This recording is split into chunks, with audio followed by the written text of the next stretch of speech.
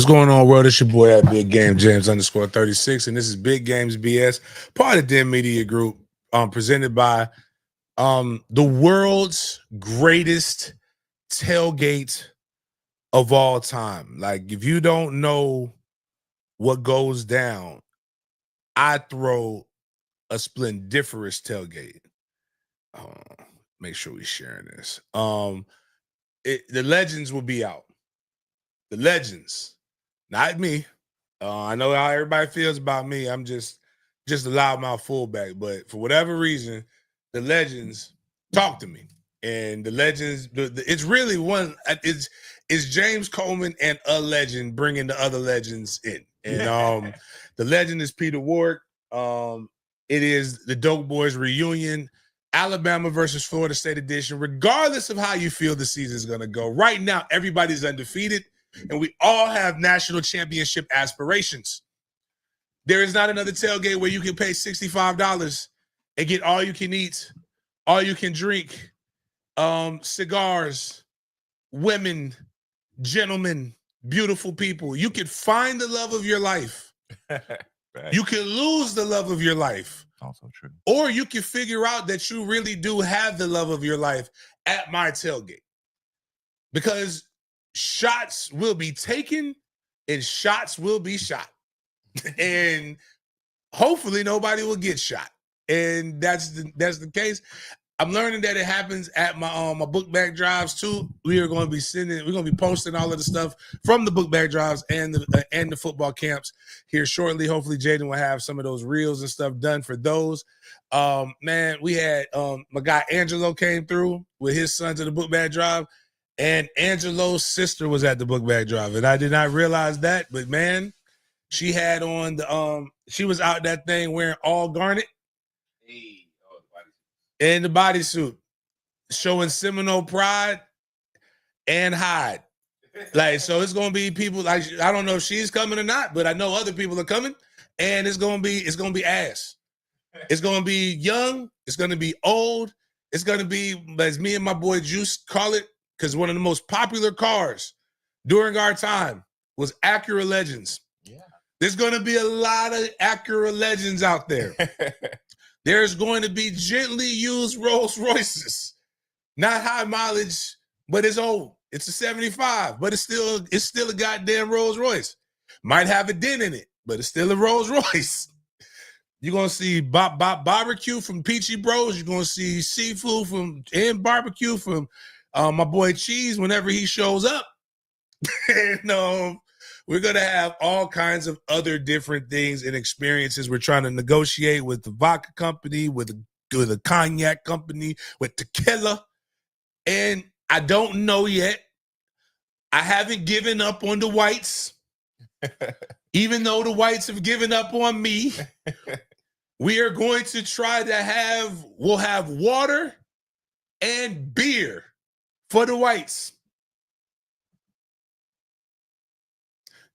Bert, there will be a deuce and a quarter. There'll be a couple. I can't say everybody's going to be beautiful. There'll be was it Hugo? Was it Hugo what they used to have? The ragged, it might be some Hugos. It might be a kid. Well, you talk about a glow up. The glow up that Kias have gotten. I remember you would get clowned if you drove a Kia. Now Kia got some of the coolest model cars out. Whatever you want, but I can tell you this. After a fifth of Henny, they all look like luxury model cars. A fifth of Henny in the Florida heat. Yes, Lord, we will have chaser while supplies last. I'm gonna treat it like the book bag drive.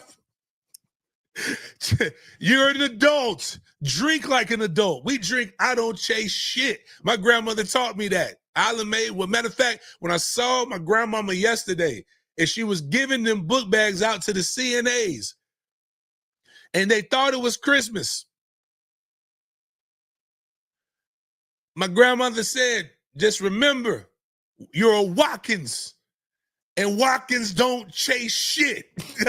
she made sure I knew of that. But my grandma boosted my self-esteem up so high yesterday. Boy, I was, woo. She said, baby, they only treat me good when you come around. That's because you're handsome. I know that shit. They're gonna treat when you leave, they're gonna treat me like shit. CNAs are God's gift to toxic people. For sure. They're necessary, and my half sister's a CNA. So, and I know she's fucking toxic because she's a Coleman. Yeah. And I've seen the shit. Like I remember when I first met my sister. It was some wild shit. She's cool. Like she good people. But she was wild. She was wilding. CNAs are toxic, but we know the reason. It's just they got a hard job. So some dick every now and then, like during COVID.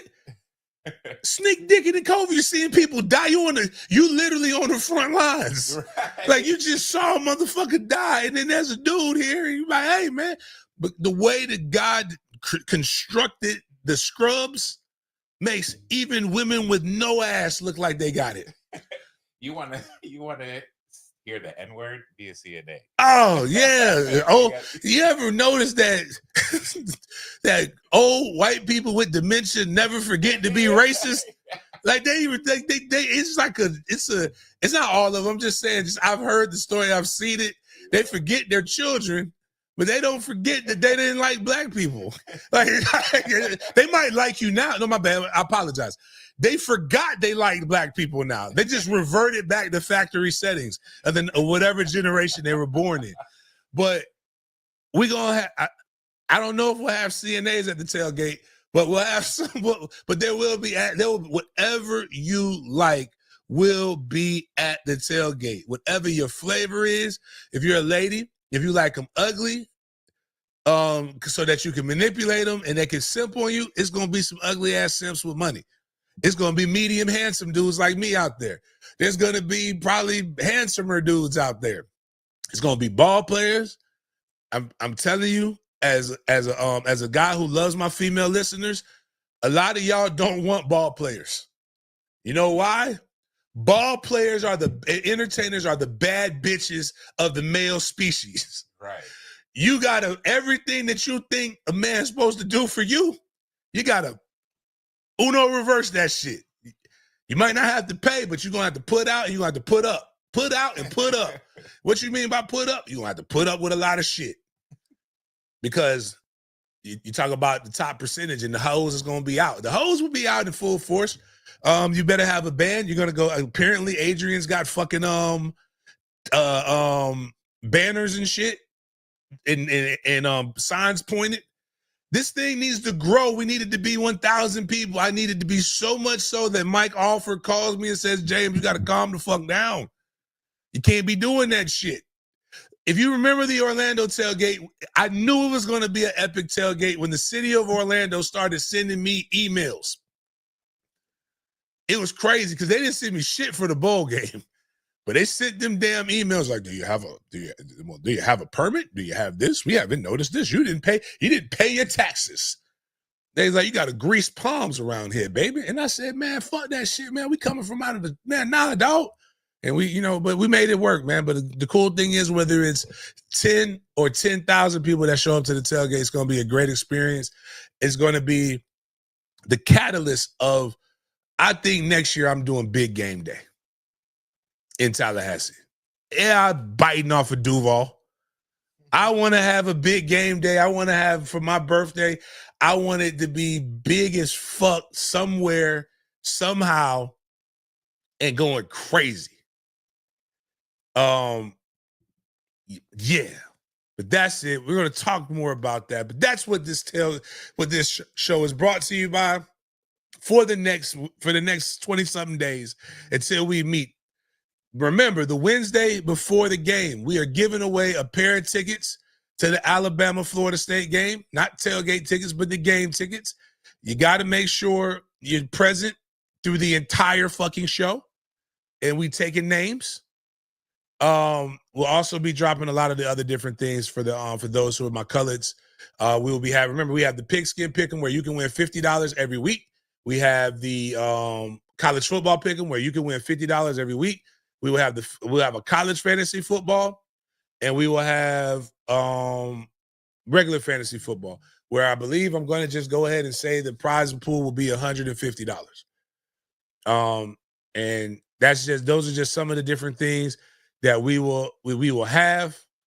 And it'll be splendiferous. Actually, shout out to somebody right now. Hit the ticket, Taylor.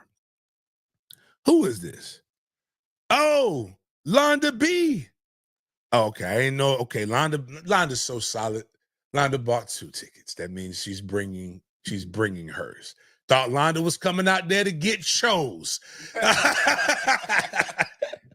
Londa said, "Nah, I'm bringing mine, and we're gonna show y'all that our union is strong." Because again, it's going to either you'll find the love of your life, you'll lose the love of your life, or you're going to make it stronger. And that's what we're going to do. I'm going to sell the hell out of it. And I know it's going to be 10 of y'all motherfuckers that's going to complain and lie about shit because you one of them cheap motherfuckers that buy shit and try to return it. Like the people that tell me the only thing I be hating, man, you can say the tailgate sucked. You can say James overhyped it, but don't say I ran out of liquor. It's impossible to run out of liquor at my tailgates. And then you talk about we ran out of food, man. I came at halftime and had a fucking crab tray. So I know we didn't run out of no goddamn food. Y'all, wow. And I'm not talking about somebody put the crab tray to the side for me. I'm talking about I went and got a crab tray from out of his tray with the crabs in it. You know, but anyways, dog. I've seen a picture of Shannon getting ready already. Yeah, Shannon over there out here marketing, lying to folks, talking about, I got to find out with James. Cheese, if you don't get me the goddamn menu, man, and stop fucking playing with me, you're going to go. There's other tailgates that are going to happen. There's other tailgates that are going to happen. But do you want chicken fingers and BLT dip? There's a time and a place for chicken fingers and BLT dip. If you want chicken fingers, I'll get you some damn chicken fingers. I'll go get slim chickens out there with the seasonings. This is the tailgate with seasonings. That's what brings us to the show. And what we will do at the tailgate with seasonings, we got to make sure we start it off. I don't want Dibby praying over my shit with his bald head and dandruff getting in the food. So we will start off with a word of prayer from our Polynesian pastor, like we do every show. So let's start off with a word of prayer so we can get this show going. You already know what time it is, dog. Thank you, God, for another day. Thank you, God, for another day. Thank you, God.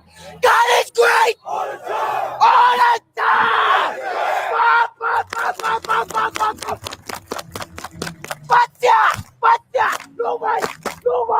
Nobody wanna thank you, God.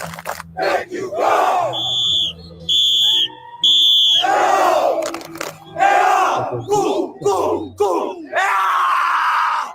You heard him. He said, you motherfuckers better thank God. All right, what we got going, Jaden? Good morning and welcome to another episode of Big Games B.S. here on Wednesday, August 6th. This is your first time here at the show. Welcome to Big Games B.S. And we are here to bring the good, the bad, and the BS of the sports world, especially football, to your screens and to your eyes and ears. First things first, we're going to start out with a segment that's been pretty popular lately, our MFTK segment. Then we're going to transition into some NCAA talks. We got a clip of FSU football from their scrimmage I want to discuss. And then got some basketball news while touching on 2 other topics within the college football space. Then we're going to transition to the NFL. We're going to start out with the home team, the Jaguars, a.k.a. 904's team. Talk about the depth chart, players responding, our players commenting on some of the players on our roster, and some roster roles.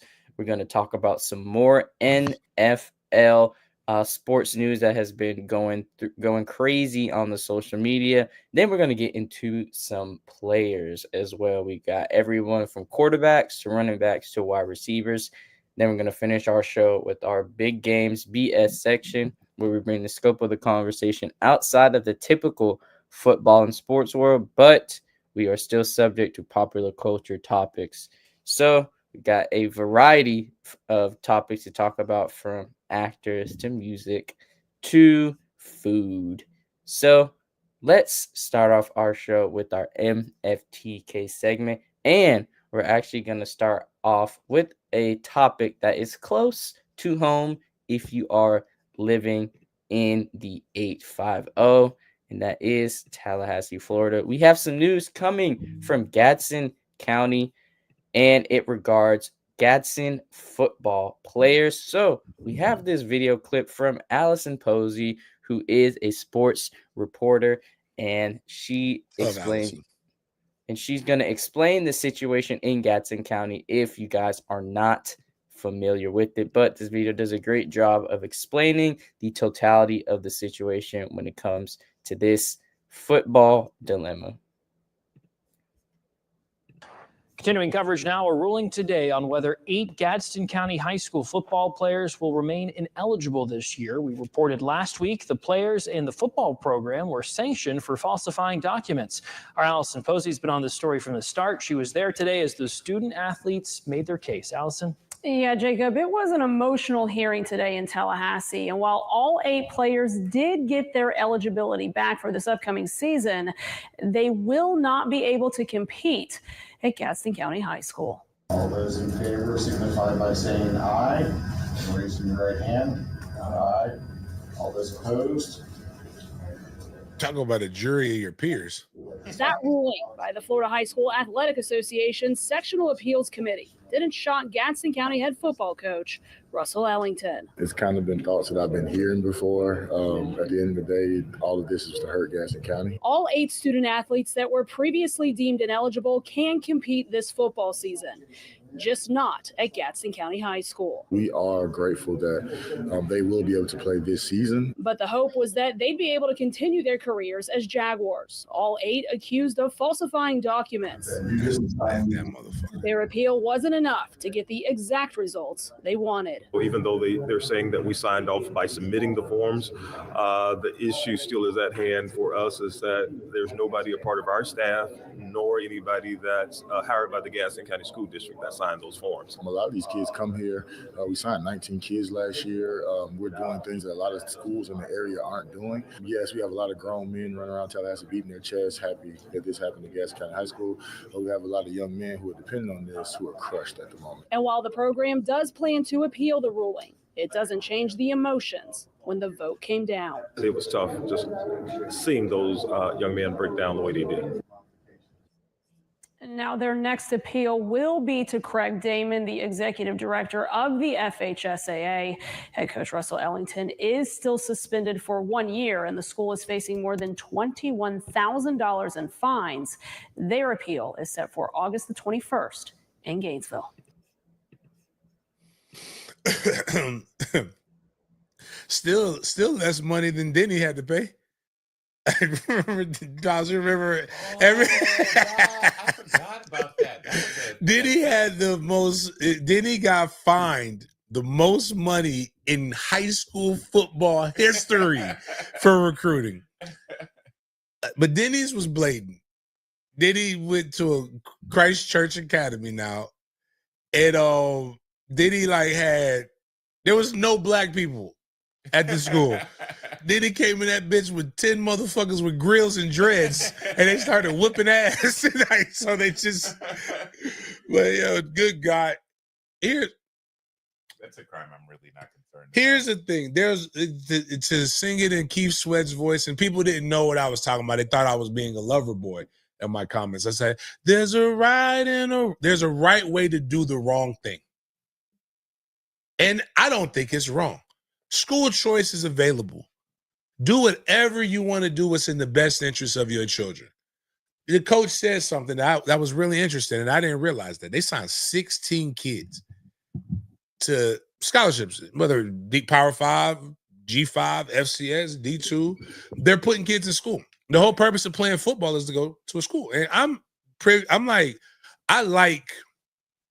I have a dog in the fight. I got a couple of those guys who I know very well. The DC is a good guy. He's participated in my ticket drops for kids. He's coached youth football for a while. I think they should let those kids play. I also can admit when, like, yo, you can't keep taking people from a school. Like, they literally, like, Gadsden High School had a stick. Like, now you can say the coach didn't know what to do with it, but they had 4-star, two D1 wide receivers, a quarterback that's pretty good. Like 10 kids from Gadsden left to go to Gadsden County. Damn. So Gadsden is not far from Florida State. Quincy is about 30 minutes from Florida State, and that's about right where Gadsden County is. It's outside of Tallahassee. It's just outside of Tallahassee. And still nothing wrong with that. They did that when Boucher was the head coach, who's over at Florida State now. They've done this stuff before. Now, I'm going to step back, and I'm going to tell you guys something. Y'all probably don't remember, but if you listen to this show, back in around February, I said I was mad as fuck at a guy. This guy goes on his social media and says, I can't believe these kids are listening. These 7-on-7 coaches don't believe in don't have the best interest in mind for these kids. He said, I told a kid, I got a kid a spot in the Under Armour All-American game. And the kid said his coaches told him that he couldn't go because he had a 7-on-7 tournament. The guy's name is Harrison Smith.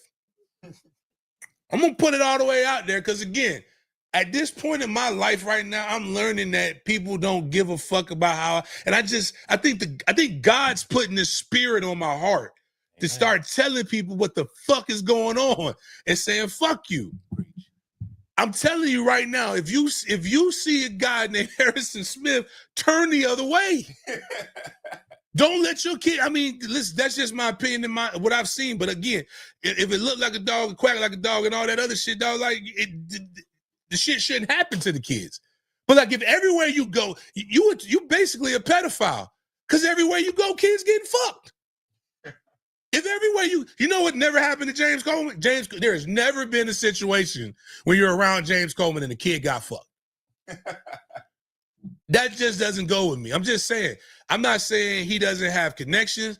There's a lot of people with connections. There's a lot of different things.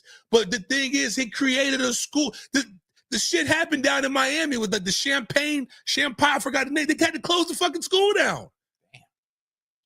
They created this Tallahassee Academy, which a lot of kids went to. So this is what I'm saying. There's a right and a wrong. There's a right way to do the wrong thing, right? Everybody who's in high school that has a coach school that's good, you had kids transfer, right? Uh-oh. Did I freeze? No, you're good. I'm good. Taking a picture. Okay.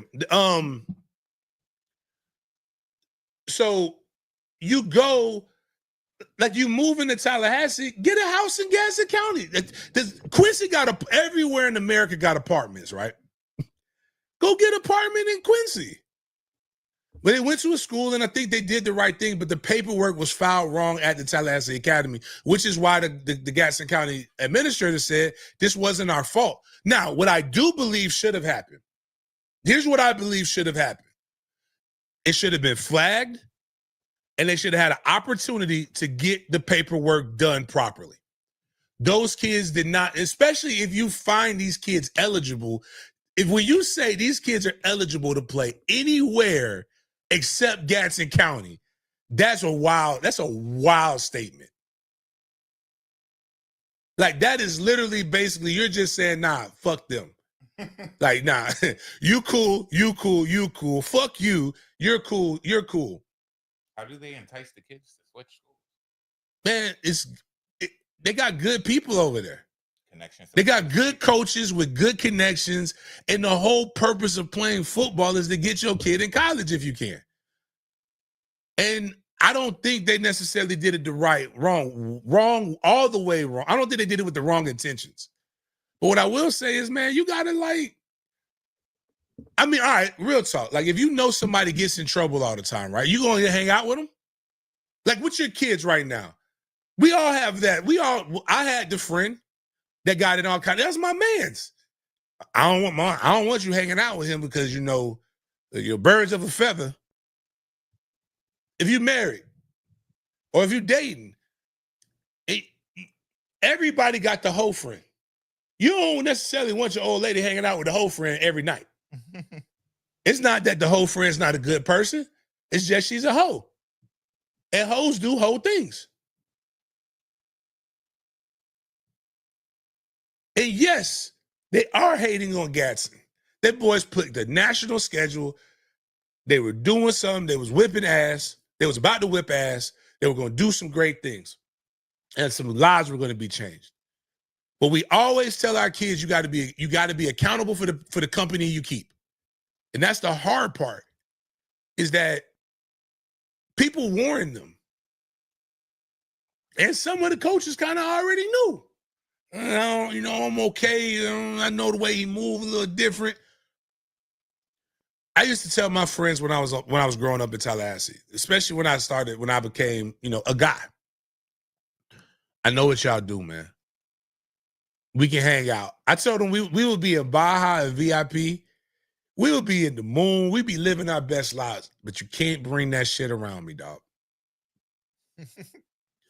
I was like, I'm going to be the one in the news. We had a saying in Rockbrook, he who can post bail does not go to jail. It's why I move the way I move. It's the way I talk the way I talk. Somebody told me the other day, you move like an old dope boy. I'm not a dope boy, but I'm a dope boy. You got to move properly. I have to tell people, man, I don't want that bullshit around me, man. I got some good shit going on over here. The only 3 letters I'm worried about is the IRS. It just, again, it's sad for those kids, man. It's sad for those kids. Some of them are really, really good, and I hope they all find good places. And I just want to say, if you need a place to go, we do the wrong thing the right way over here in Duval, certain schools. So, like, come on, get loved on, man. I'm gonna love on you, and then hell, if some of y'all are young players, come on over here, get loved on, and I'll send you back. James Coleman will come to Tallahassee every weekend during football season for some of those guys, man. Some of those guys are nice, man. But we're gonna have to do it the right way. Even though it's very wrong what those guys are doing. And them kicking the can down the road to August 21st, bro. Kickoff classics are the 16th. That's next week. So you're going to wait till 2 days before the first game? And those guys don't have a court, man. It's just those guys were building stuff. I was watching. There's a guy, Fondre. I follow him on Facebook.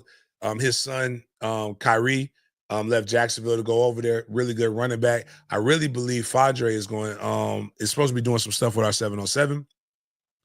I watched how he was doing in Lowndes County. I was like, man, he looks good, man. I was like, damn, that Gadsden team look good. And, it's just when these decisions are the only thing I'll say is that they did look out for the kids a little bit, is that the kids are eligible. But what are they supposed to do? Like, how do you find that, 4 or 5 of them are like plug and play? But what about the kids that still need some development? But this is why the FHSAA, much like the NCAA, does not have the kids' best interest in mind. And yes, there were some hating ass Negroes, some older people, but I don't want to just keep it as it's more complicated. Like if I came and if you're building a program and I took 10 people from you, some of these numbers might be exaggerated, but if I took some of your best people, of course I'm gonna be a little upset. Yeah. Like it's not like he should just take it on the chin. But it's what comes with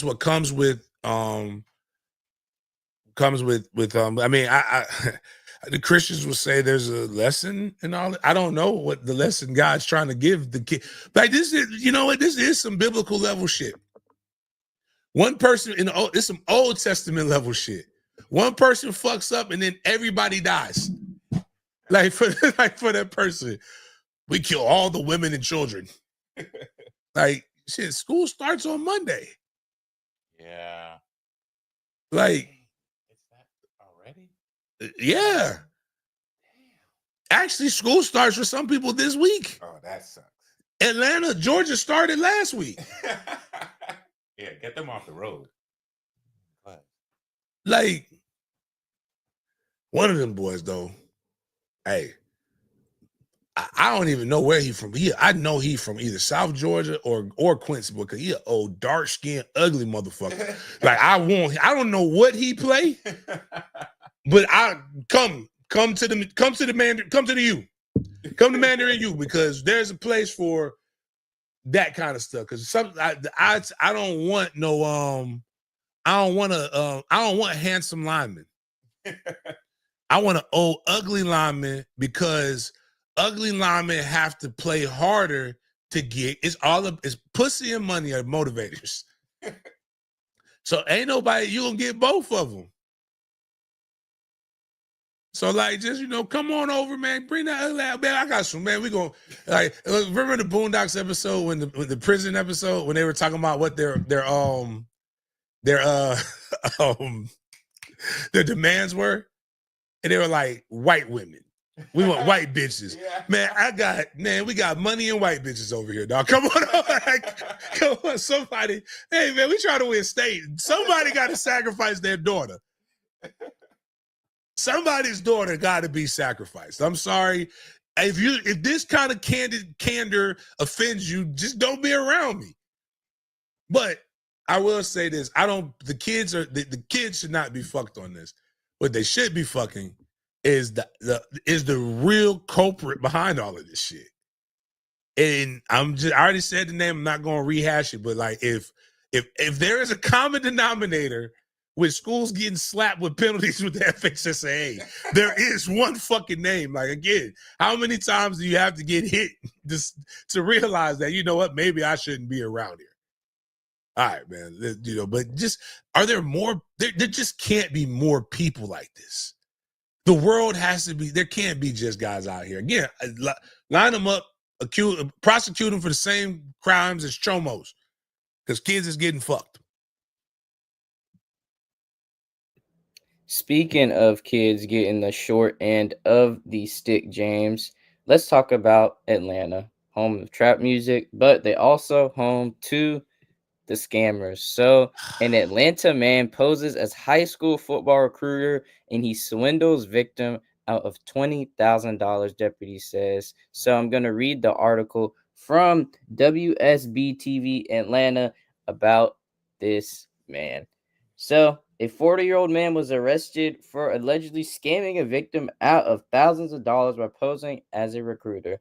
So the York-Pocosin County Sheriff's Office in Virginia was contacted on March 12th by a victim who reported that Malcolm Xavier Walker, who you see in the picture right there, promised to help their son obtain a college football scholarship but failed to deliver any services.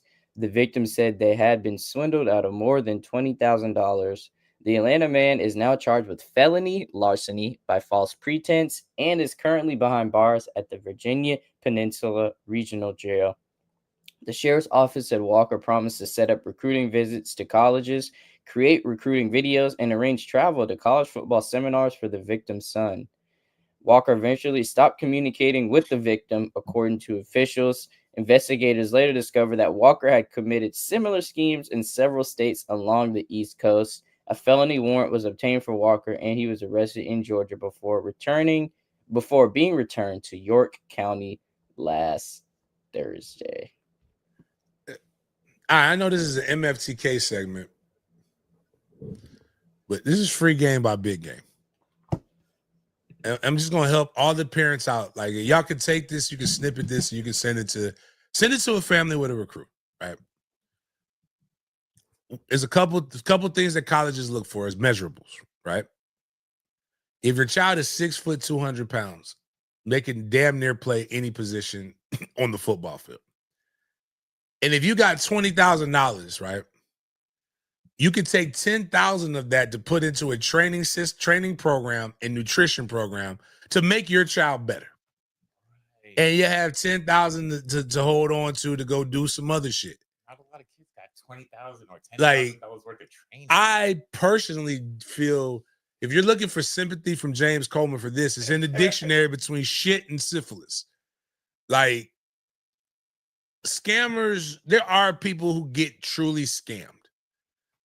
This is the Nigerian prince scam of college football because you don't need.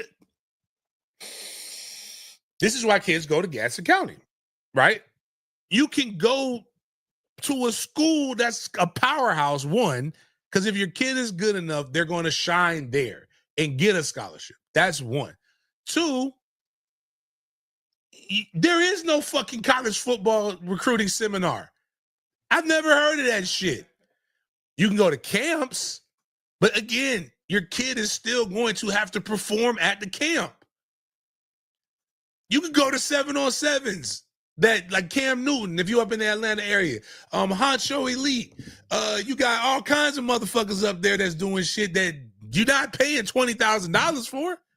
Well, can you inform the people? Can you give them any like tells that might give away a scammer recruiter? Somebody telling you to give me money to get your kid recruited.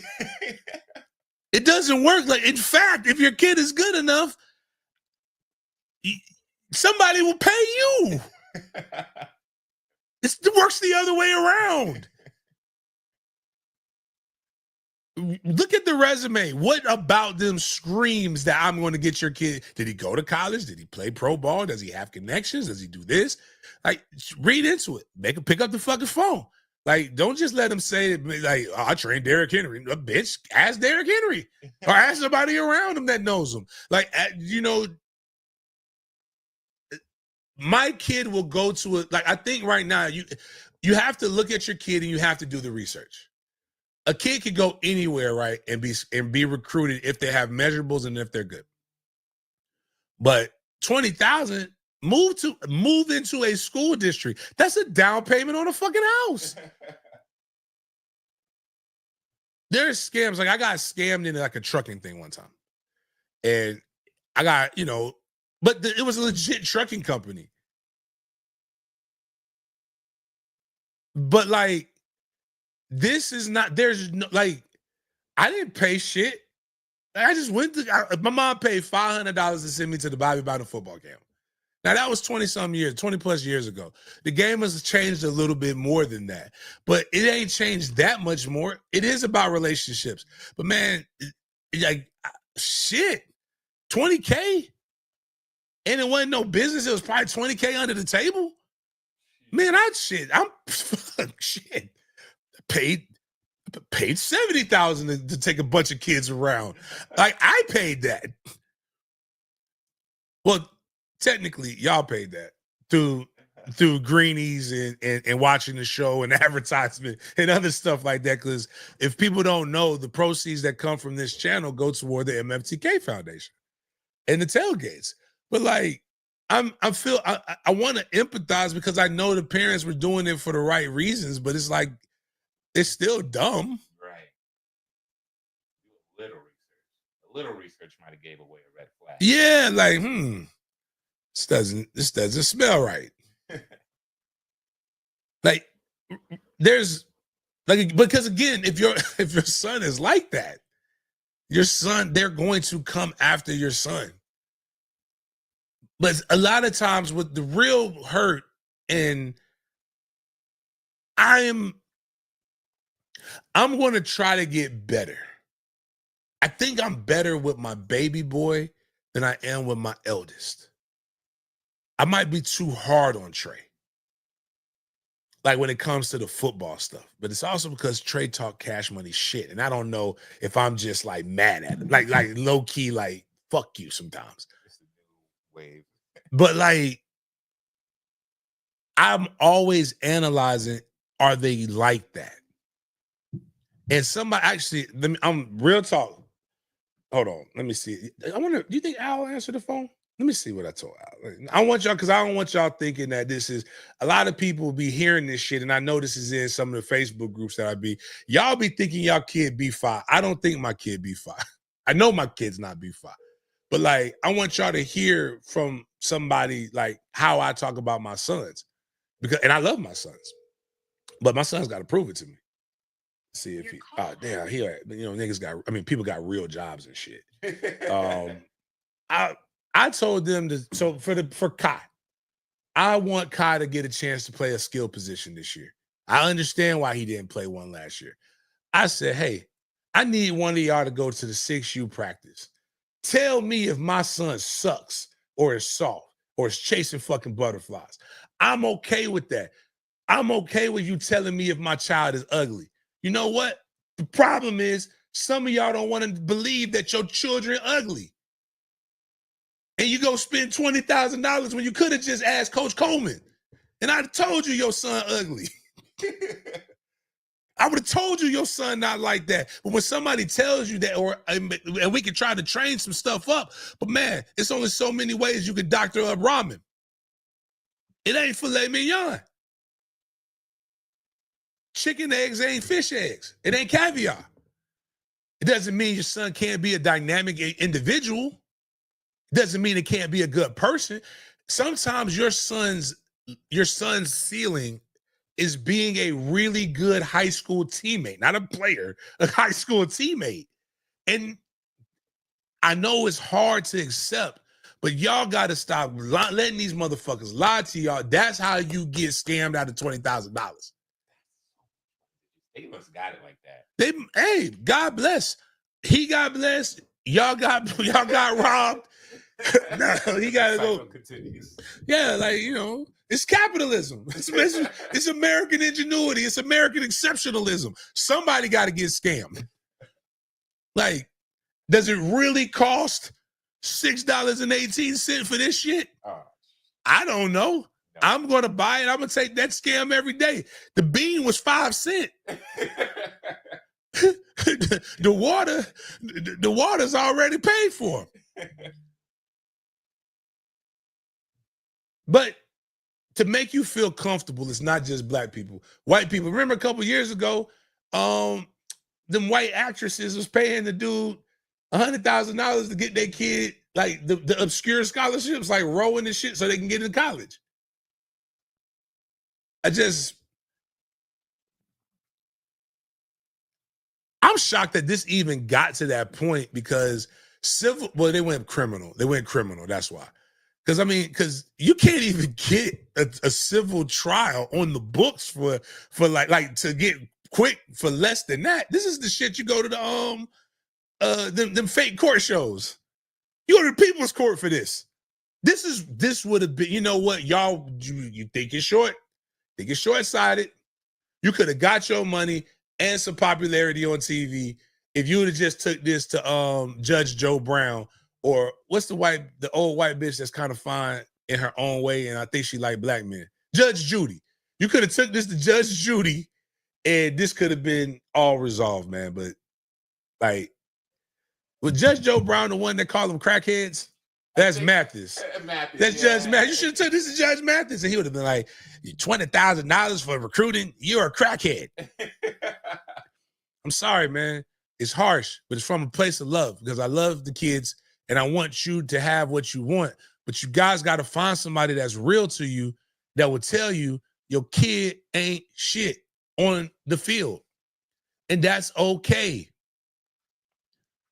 It's going to happen eventually. I went to New Orleans and they told me I wasn't any good. It happens to us all. Like one day somebody's going to tell you the truth about you. And it's better to get it early than it is to get it late.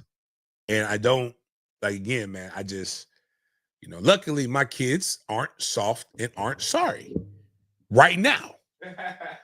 But we're evaluating every year because you know what? Daddy's trying to be honest with you, as a man who's played it at the level that most of y'all listening could never even fucking fathom, even though I'm telling you, it's hot as fuck outside, man. Like I don't know how some of y'all project babies is paying for your kids besides putting your legs in the air. It's $600 to start, just to start the fucking conversation. Some of y'all fertile as fuck. Pop Warner don't give you no big bro discount. It's $300 each team. Cleats are like $100 a pop. So I'm now at $800. These mouthpieces, the pacifier mouthpieces were $2 when I was coming up. The bitches is $40 now. You got to have gloves because they got to have the drip. Some of y'all buying your kid helmets. I refuse to buy a helmet. Fuck that. Get the bucket. Earn your helmet. Like, it's a stack and then you got my guy, Big Mike. Big Mike charging $20 per person to go to the goddamn game. And $10 lemonades. When I wasn't coaching, I'm coaching so that I can save money for paying for people to get into a park. Man, I went out there. I got to sell ass to fucking eat and watch my son play games. Man, I hope I can't wait for them to tell me my son ain't no good. So I ain't got to pay for this shit. I don't want to pay for the hope. It's hard out here. I don't know how y'all do it, man. Some of y'all like, man, listen. And I get it, dog. That dude, some of y'all, and again, I'm sorry to tell you this, lady, some of y'all just got good ass. They lying to you. Your son cross-eyed and playing quarterback. You know he can't see the shit. But you over there putting that whammy on him, that's just piss poor pussy management. Go use that for his grades and go seduce his teachers. Make him a good citizen. Anyways, that's enough of that, man. I'm here to help, dog. I love y'all, man. I love y'all, but I'm just, I'm here. But like, I do really, I actually am going to start trying to tell them, just lie to me. Tell me my son trash so that I don't got to pay $200 every week to go see my sons play.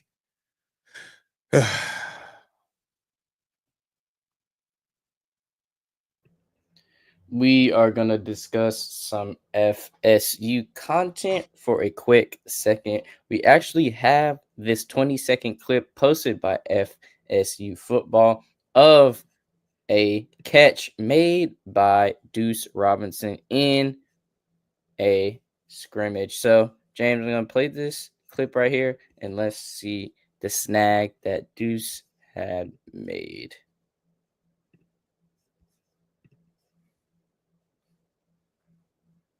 Thrown by TC Thomas Castellanos, and you can see the snag by Deuce right there. Managed to hold on to the ball while the defender tried to bat it away, and we're going to replay it once more for you guys right now. So here you go. We got to work on that deep ball, man, for Castellanos. That's good coverage, though, by the DB. He's in trail coverage. It was underthrown. And then he just got, good catch. You know what? I'm not going to be overly critical. It was a good thing. I mean, damn, Daryl got double teamed. I ain't like that. But good stuff, man. Like, he don't look shit like D-Rob's complexion. I told you I talked to D-Rob. I talked to D-Rob on my birthday. I got to get him. We got to do a Dope Boys Chop It Up with D-Rob. Where you go? I promise you, if we talk like we used to talk in college, that shit gonna be hilarious, man. D-Rob's good people, man. I think he's coming to the game, so hopefully he'll be at the tailgate, vibing. So I'm hearing good stuff about the scrimmage. Florida State comes to Jacksonville tomorrow. They'll be here tomorrow, Friday. They leave on Saturday. I'm gonna check out both practices. So our show may be a little bit later on Friday. I actually feel bad because now I got to reschedule Trey's open house because football is important, way more important than fucking school. So we're gonna go watch that, and then hold on real quick. We're gonna do a follow up back to other stuff. Hey, Al, I got a question for you. Yes, sir. What did I ask you to do for me yesterday? Just take a look at 6U practice. Yeah, but because I wanted to know about what, because I don't think people be believing me that if my son suck, I'm okay with it. Yeah, to see if Killer really was like that, if he wasn't like that, tell you the truth. Yeah, I'm trying to encourage parents to start doing this because I think a lot of times the way they're getting manipulated is because they don't want nobody to tell them their baby ugly. Yeah. Definitely, we definitely living that time of that the truth is unbearable. That's why people lie. So that's also why, you got kids transferring all over the place. There's no resiliency because, I'm going to go over here and play because they say I'm good. No, you ain't good. You ain't good here. You ain't going to be good there. You know, or paying $20,000 to a dude to get your kid, like, because that's what we were talking about. I was like, this $20,000 is a lot of money. Like, I could have just told you your kids suck for free. Who paid $20,000? Man, brother, some dude in Georgia scamming multiple people. Oh, yeah, they're talking about damn, he a cute dog too. Mhm. Malcolm. Damn. Malcolm, man, yeah. He was supposed to talking about he was collecting money, sending kids on visits and all that stuff there. Yeah. But like, you could have just listened to a coach that said, "Hey, man, your son is ass," and because college is gonna come to you if your son is good, you ain't got to do all that extra shit. You don't need nobody to take you on an official visit if you like that. Yeah, but yeah, that's all I was trying to hit you up with. I do that for now. I probably harder on. I do that for Trey. I did that for Trey too, right? Yeah. I mean, but you trusted the process. You know, first year we started him off on the line, and it was like Trey came to me and said, "Coach, I think I can do more." I said, "I know you can, but we had to make sure you was gonna be aggressive enough." And here we are now. Yeah, all right, cool. All right, man. I'll let you. That's all I just need. Yes, sir. Yep. All right. Everything I'm telling y'all shit that I do myself. That's all I'm saying, man. Real talk.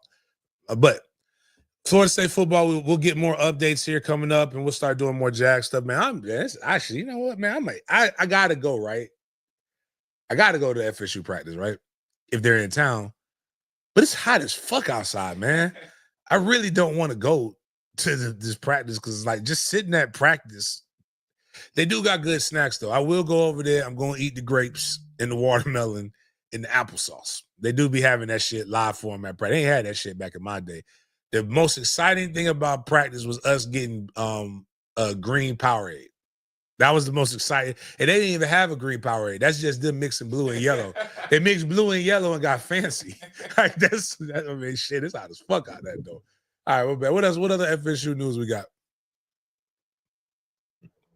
Have some basketball news coming from the New Louts era. So we have signed Spanish guard Maximo Garcia Plata. So Garcia Plata is a 6'2", smooth shooting guard and has played for Spain's U16 and U17 team in recent FIBA events. And he also played with Real Madrid. The soccer team? No, Real Madrid has soccer and basketball. Oh, okay. So yes, he played for Real Madrid last season. So huge shout out to Maximo on getting signed, and can't wait to see you in that garnet and gold. Yeah, you saying it wrong, man. You gotta say Maximo Garcia Plata. Like that's how. And for three, from down, Maximo Garcia Plata. Like you gotta say it. You gotta say it fast and exciting. Like my man is gonna be. I gotta hear the new voice, new Gene, do that during basketball season. That shit's gonna be hilarious, man. I really want them to be good again because I want to like do shit with the basketball games. Like I want to go. We did that a couple of years ago with the nonprofit where we bought tickets and sent kids from Boys Town, USA, and Boys Town, Florida, and shit. And I thought that was dope. So we can get that. We would be remiss if we didn't discuss the world's best tailgate in Tallahassee. So we got the Dope Boys Reunion Alabama Tailgate. This is where you buy the tickets at right here. You see the date up top. Saturday, August 30th, 2025 at Lot 19, which is Spirit Way Stadium Drive Garage. You can see it right there in the middle of your screen. And this is where you do go and buy the tickets. It's basically that's what the ticket is. You do not have to do the donation. You can just zero that out if you want to. That is optional, but we found a sneak way to get people to donate. The people don't be paying attention to shit. So like just because y'all fucking rich. But if you push zero, you don't have to worry about that. Tailgate's top of Lot 19. I don't want to hear that shit. It show you on that motherfucker where it's at on the map. Like so, we will have updates. We'll be going live. We will show you. Go find the soccer fields. Go do this. Ask her. Tell a friend to tell a friend. All you got to do is ask for Lot 19. No, we do not have parking. That's not the way this shit works. You're going to have to walk your ass up the motherfucking steps. We may have a pedicab that will take you that will come and scoop you, pick you up, going back and forth, that will be running for us. I got to figure out how the ticket sales go. Please, people, buy the tickets in advance. Don't do this last minute shit, man. Like, it fucks up everything. But we will have plenty of food. It'll be plenty of vibes. The money goes to a good cause. Again, if you saw the book bag drives, you saw the stuff we do in the community, you saw the 7-on-7 shit, that's where a lot of this money goes. That's how it gets generated. Shout out to P-Dub. Gary Payton is possibly we'll have some other, it's like looking like it might be some real deal celebrities coming to this shit. So that's going to be crazy. Again, I'm not telling you not to go to no other tailgates, man. There's all kinds of tailgates, man. I want you to be in the city. I want the city to be lit like it was when I was growing up. Like when FSU was rocking, FAMU was rocking, it was so much fun in the city, man. I'm just telling you, this is the tailgate with seasonings. So if you don't know how to handle all of that good tasting food and you want like alfalfa and Brussels sprouts and all that other shit, man, you might want to go to them other places. But right here, I mean, this ain't a black or white thing. This is a Southern fried thing. Like, so we gonna be cool here and we gonna be vibing and we gonna show y'all why America is fucking great at the tailgate. We're gonna drink and we're gonna go. And then if you don't have tickets to the game, buy a ticket to the tailgate. We will have TVs at the tailgate and a projecting screen. Hopefully they don't piss all of us off by losing, by getting their ass whooped. But you know, I think they're gonna do some good things, man, and I'm here for it. So holler at us. Let's get active. Make sure to buy your tickets. And if you guys see me at the tailgate, I'll be with that DJI Osmo Pocket 3 getting some footage. Make sure to say what's up to your boy. So next we have this preseason coaches poll to discuss. This is one of the indicators that college football is about to begin. And let's discuss who cracked the top 25 of the college football coaches poll. So CBS Sports College Football put this picture, but obviously the list is circulating around many other platforms as well. But this is the college football coaches preseason poll, and this was actually done by USA Today. So the number 5 coming in at number 1, you have Texas, then you have Ohio State, Penn State, Georgia, Notre Dame, and then to finish out the rest of the list, you have Clemson, Oregon, Bama, LSU, Miami, the first Florida team on this list, Arizona State, Illinois, South Carolina, Michigan, Ole Miss, SMU, Florida, Tennessee, Indiana, Kansas State, Texas A&M, Iowa State, BYU, Texas Tech, and lastly, to round it out, Boise State. So, James, for the first time in 25 years, Oklahoma is actually unranked in the preseason coaches poll. So this is since 1999, before the 2000s. So, man, history has been snapped. But let's go back to the college football coaches poll right quick and ask you this question. Are there any surprise teams on this list, and which teams are they? Texas Tech,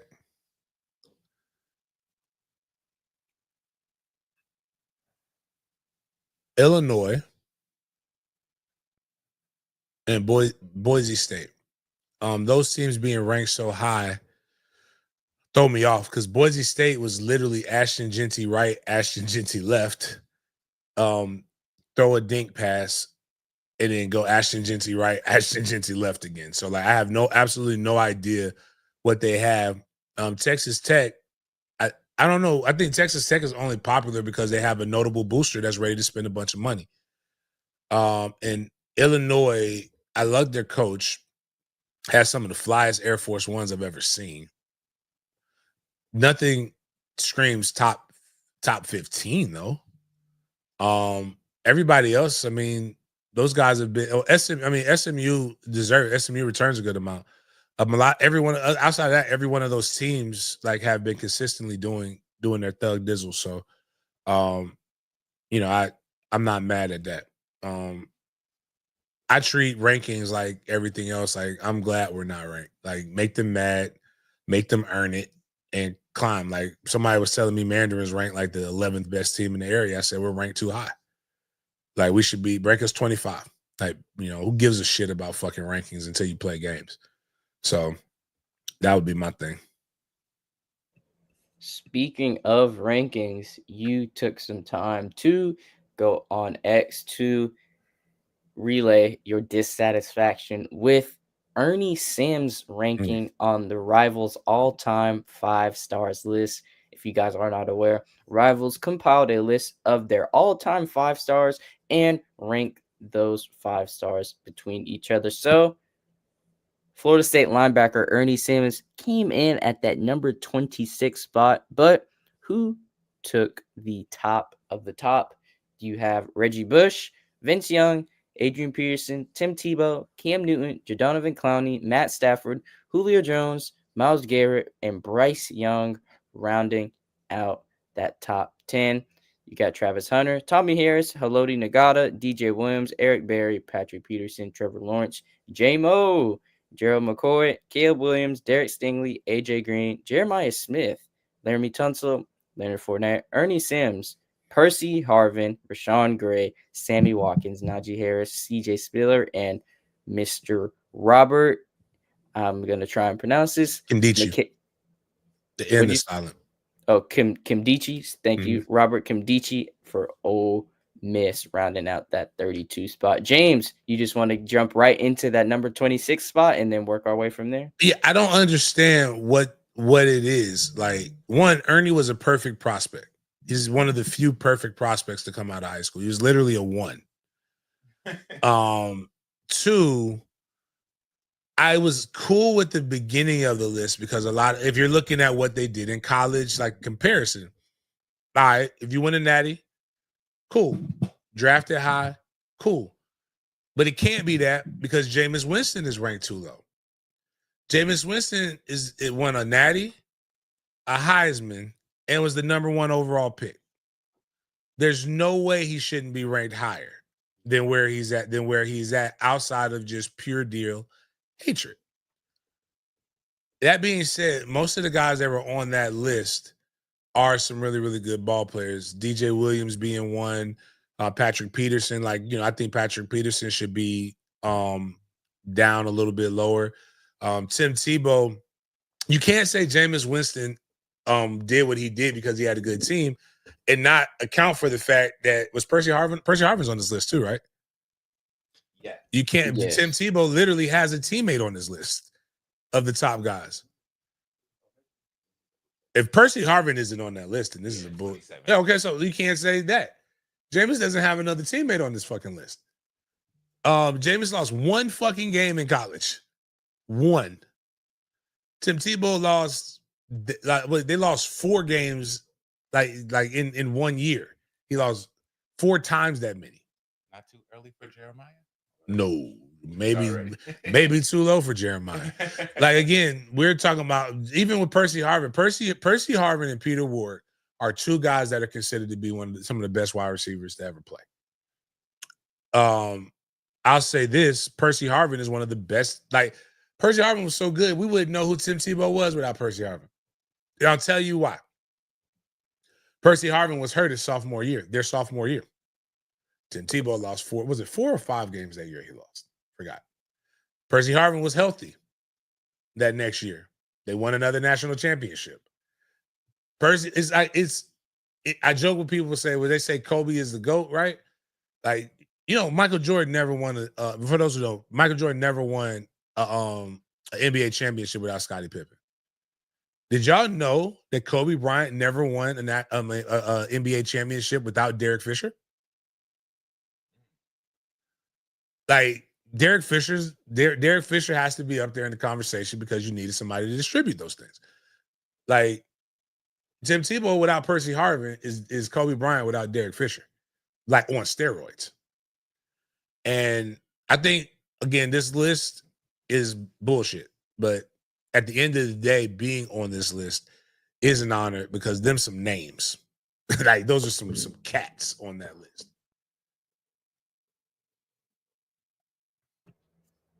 Shout out to everybody who cracked the top 32 on Rivals all-time 5 stars list. And just wanted to talk about it. Bring this up to the fans so they can see the list if they haven't already. But no, Daniel Womack, Derek Risher has 5 rings because Kobe has 5 rings.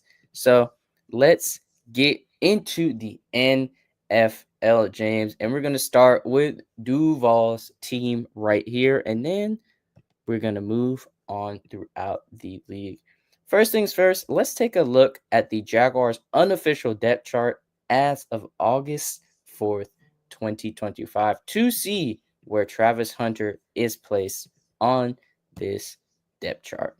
So if you can see right here on the offensive side of the ball, Travis Hunter is listed as one of the first strings of wide receivers on this list. So you have Travis Hunter at the top. Then if you look at the bottom below the QB, you have Brian Thomas Jr. and De'Ami Brown starting in that first string spot. I know, James, you had a lot of good things to say about De'Ami when you got a chance to watch him. So hopefully he can pop his ish during this. Tripping on my one dude. They ain't got number 80 up there.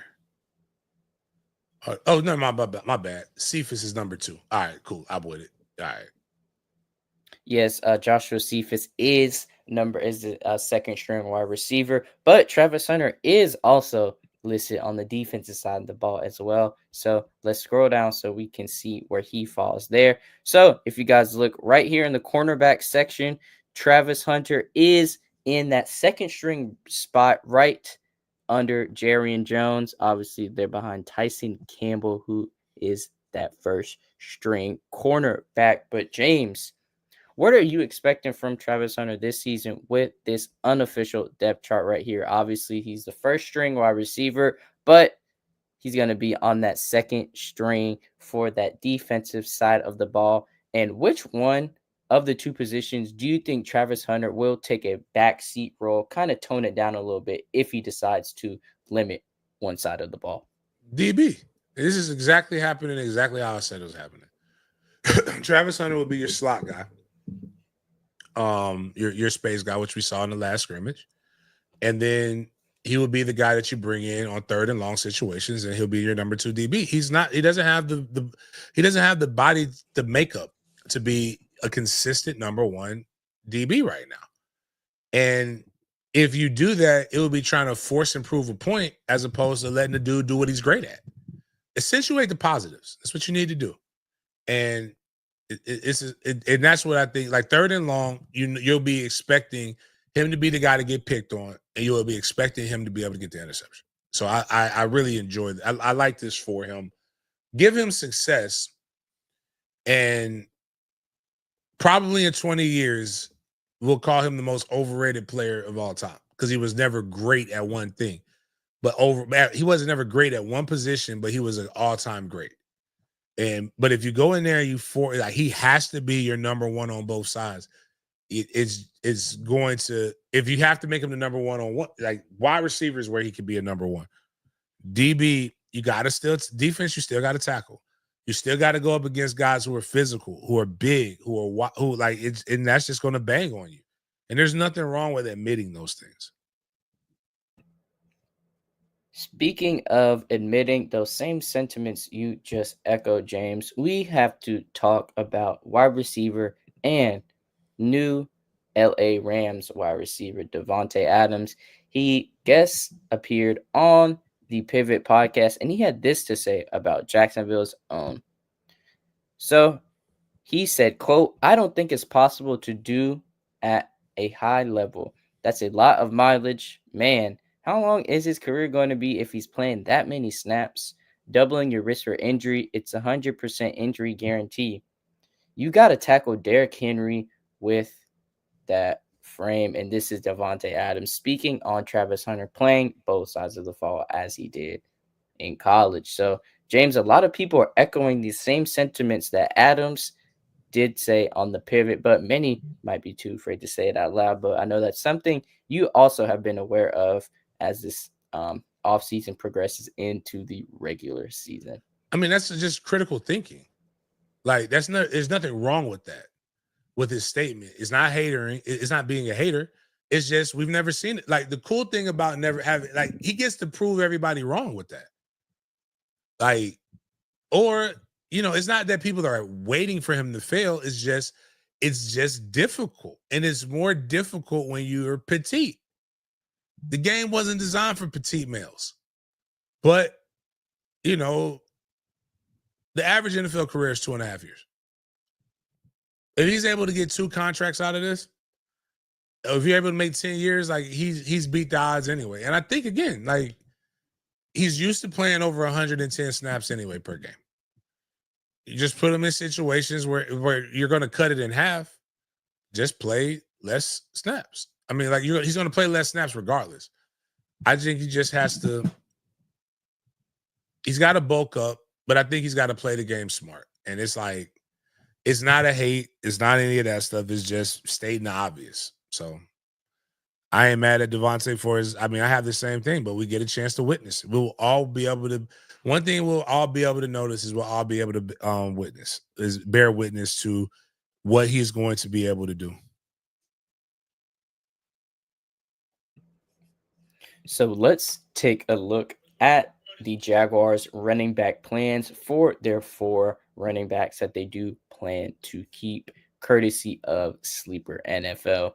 So these are the roles that the Jaguars running backs will take or assume to take for this upcoming season. Obviously, with Trevor Etienne, his best part of his game, in my opinion, would be that screen game, that pass game. And Tank Bigsby being that physical, short yardage running back, definitely saw a lot of glimpses of that last season. Basul Tutton, home run threat. And obviously, you got lastly LaQuint Allen Jr.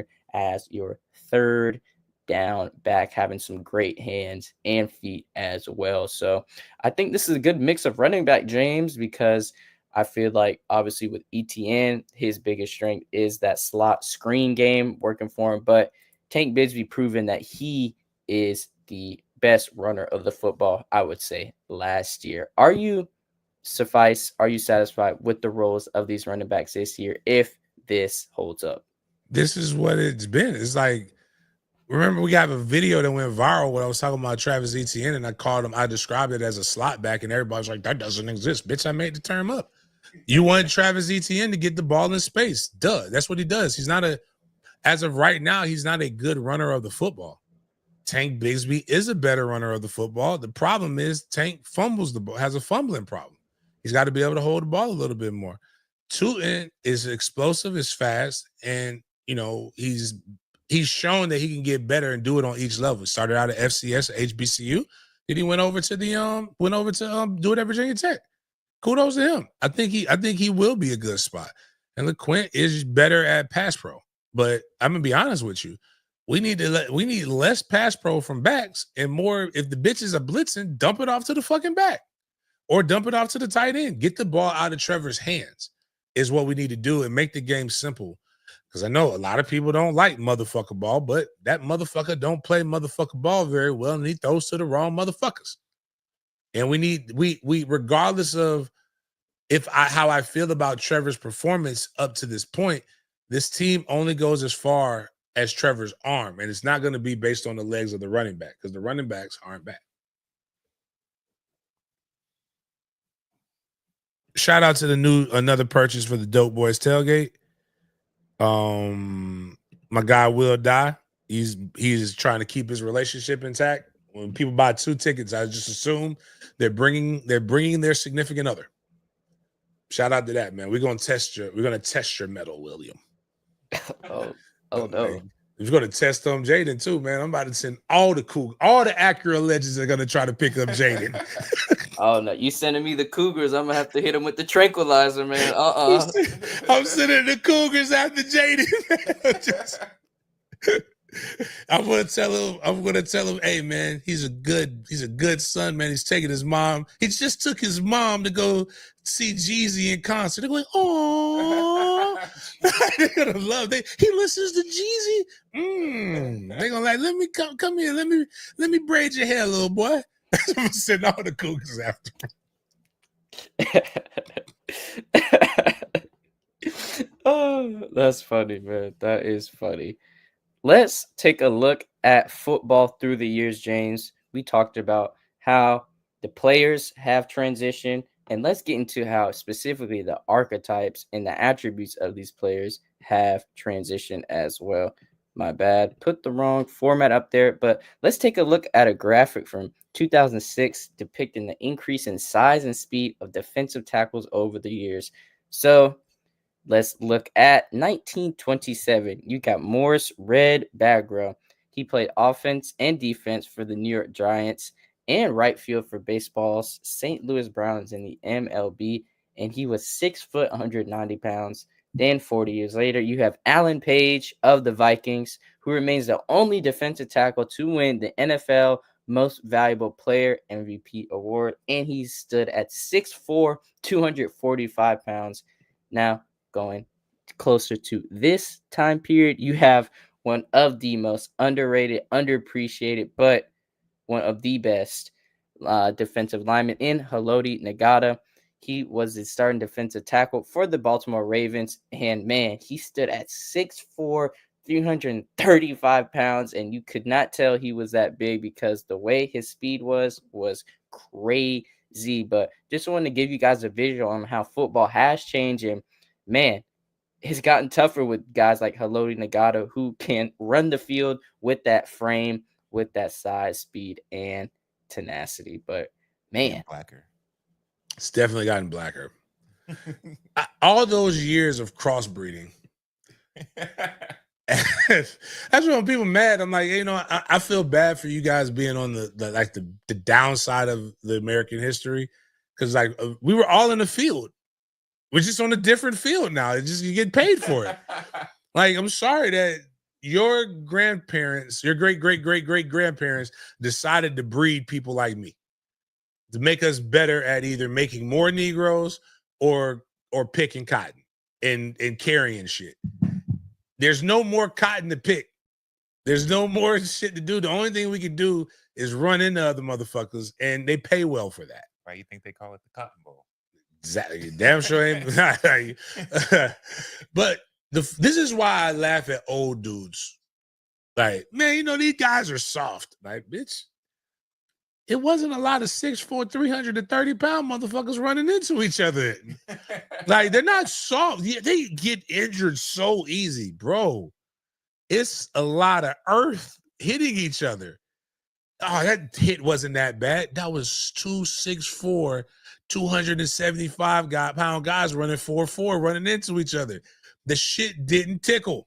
Do you think it's reverting a little bit? Because back when I first started watching football in the 90s, like Clinton Porter's, I remember these big Jamal Lewis dominating running backs and these huge linebackers where I see them being a little bit more speedy now. It's more speedy because the game has gone spread. There's more wide receivers. But if you want to be honest with you, it's made the linebackers have to be smaller. Mm-hmm. But if you notice, who are the best running backs in the league right now? Saquon, big back, powerful, explosive back. Derek, big back, very explosive back. Yeah, that's true. Your 220-pound guys, downhill guys are starting to come back in vogue because the linebackers are 6'4", 200 pounds.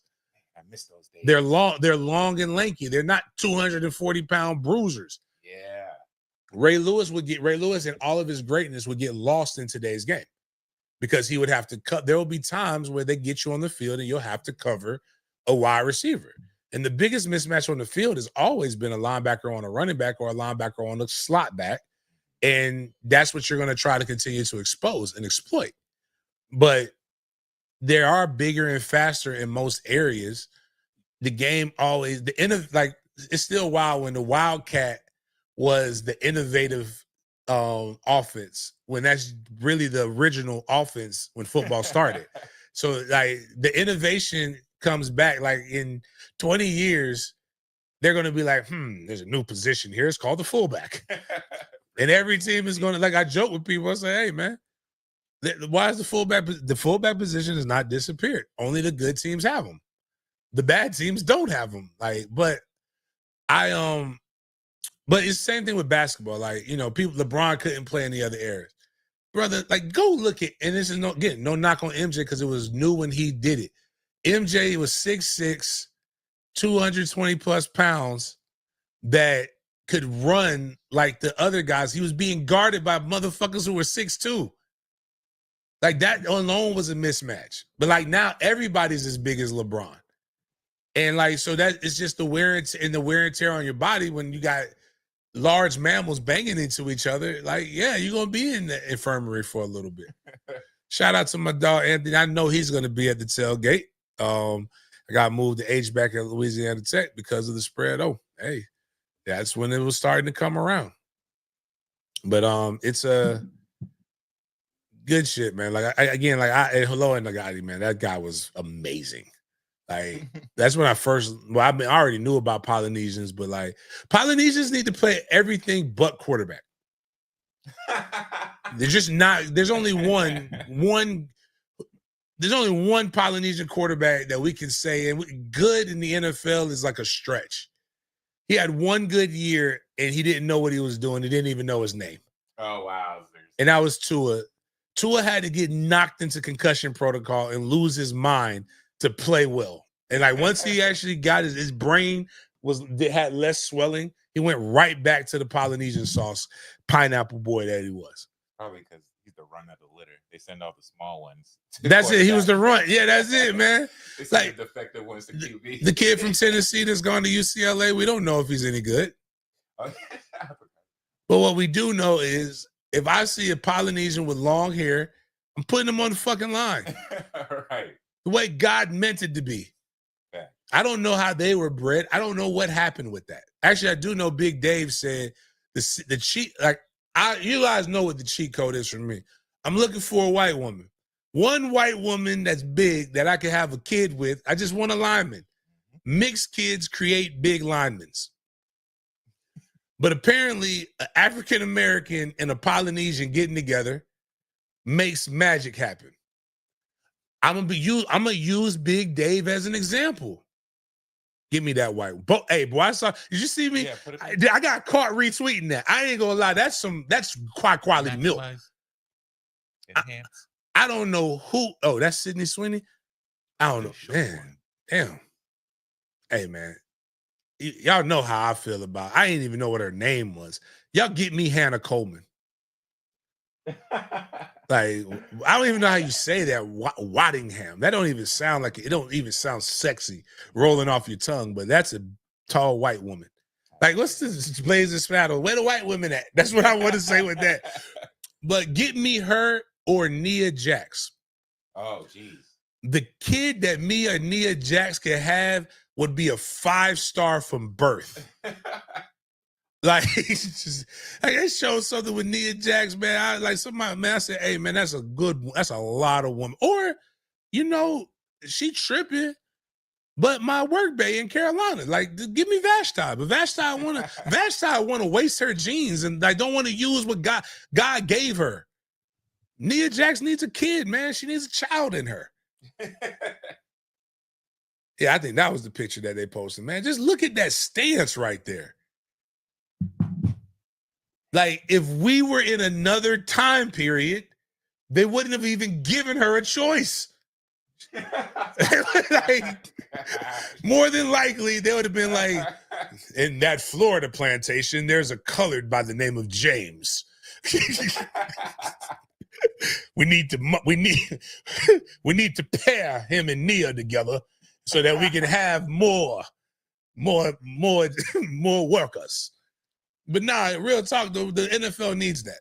The world needs these people to have kids. But Big Dave said a black man or black person, he said he's a Polynesian man.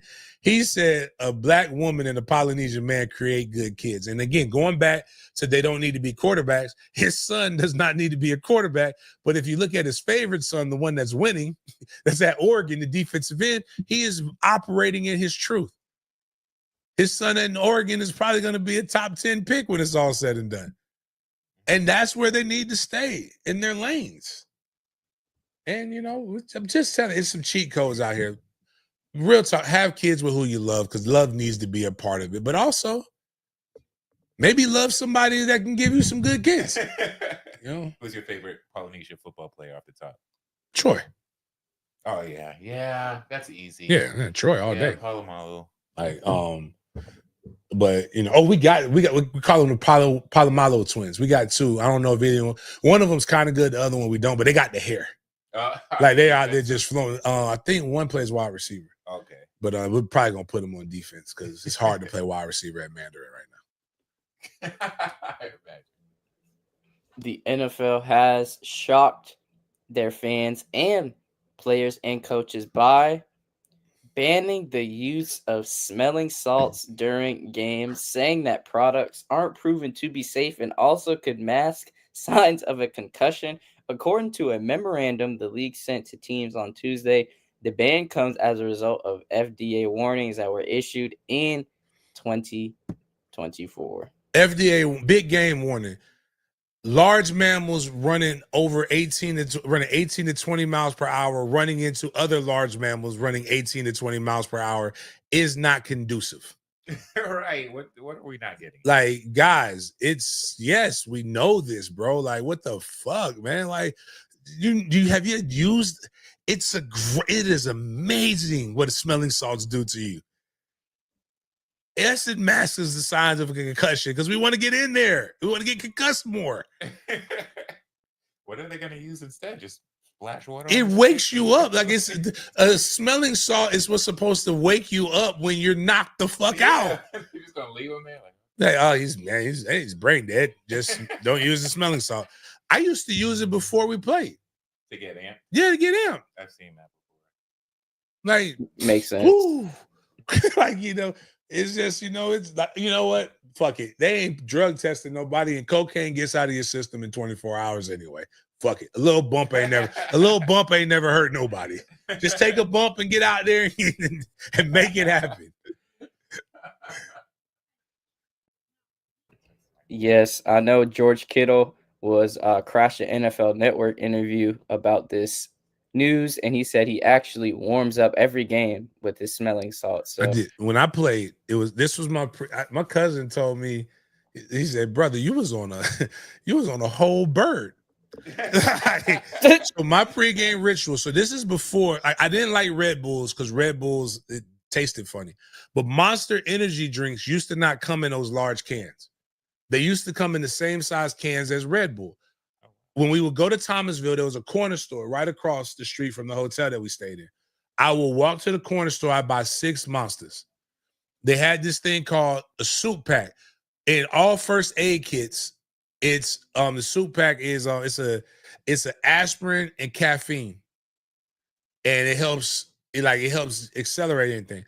So what I would do pregame, I would drink four of those Monsters. I would take 2 soup packs. And I had coffee I would have coffee with me for pregame, like my pregame meal. Dude, but this is before that. I'm over here taking the smelling salt. And then that's me going into the first half. I don't feel shit. I'm out that bitch high as a kite, not even realizing it. Halftime, I come in, I take 2 more Monsters, 1 soup pack, and then do more smelling salts. This is why I couldn't go to bed. I would literally not go to sleep after a game. No. My whole body was shut down at like 5 o'clock the next day, 5 p.m. the next day. I would go out, we would party, I'd be at church, we go watch a movie after church, eat lunch. One time when I knew it was bad, as I was playing Madden with my roommate Ben, and we were in the middle of a game, and I just he just left me on the couch. I'm out. And then then what the worst part happens is once the high comes down. Oh my God. I was in so much pain after everything because it all caught up. I could barely walk. And then you just do it all over again. Adrenaline with Coke, basically what I just because sugar is just as bad if people don't want to know the truth. Like really had me out here doing incredible things.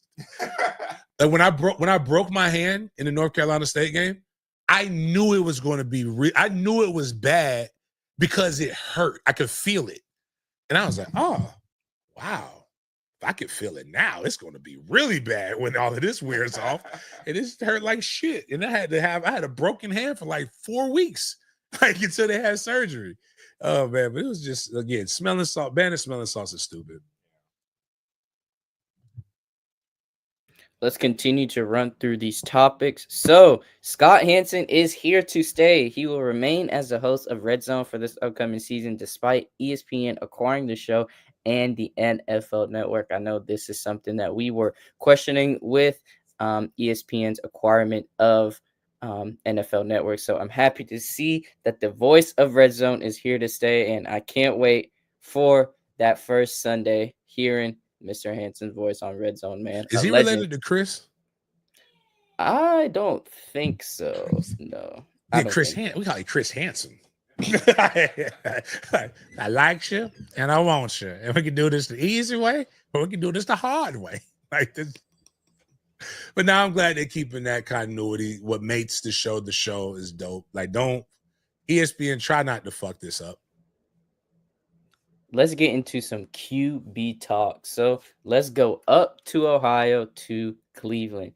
The Browns, like with other NFL teams, with most of NFL teams, have released their unofficial depth chart for this upcoming season. And Shedeur Sanders was the fourth QB in that depth chart. He was behind Joe Flacco, Pickett, and Dylan Gabriel. But we have some news regarding that. Since he was the fourth string QB on the unofficial depth chart, and since Kenny Pickett and Dylan Gabriel are nursing hamstring injuries, the Browns are expected to start Shedeur Sanders at quarterback on Friday night versus the Carolina Panthers. Like I previously mentioned, Pickett and Gabriel are dealing with hamstring injuries, according to Adam Schefter. But this game is going to be one of the most watched preseason games, I would say probably, if not this year, of all time, because, man,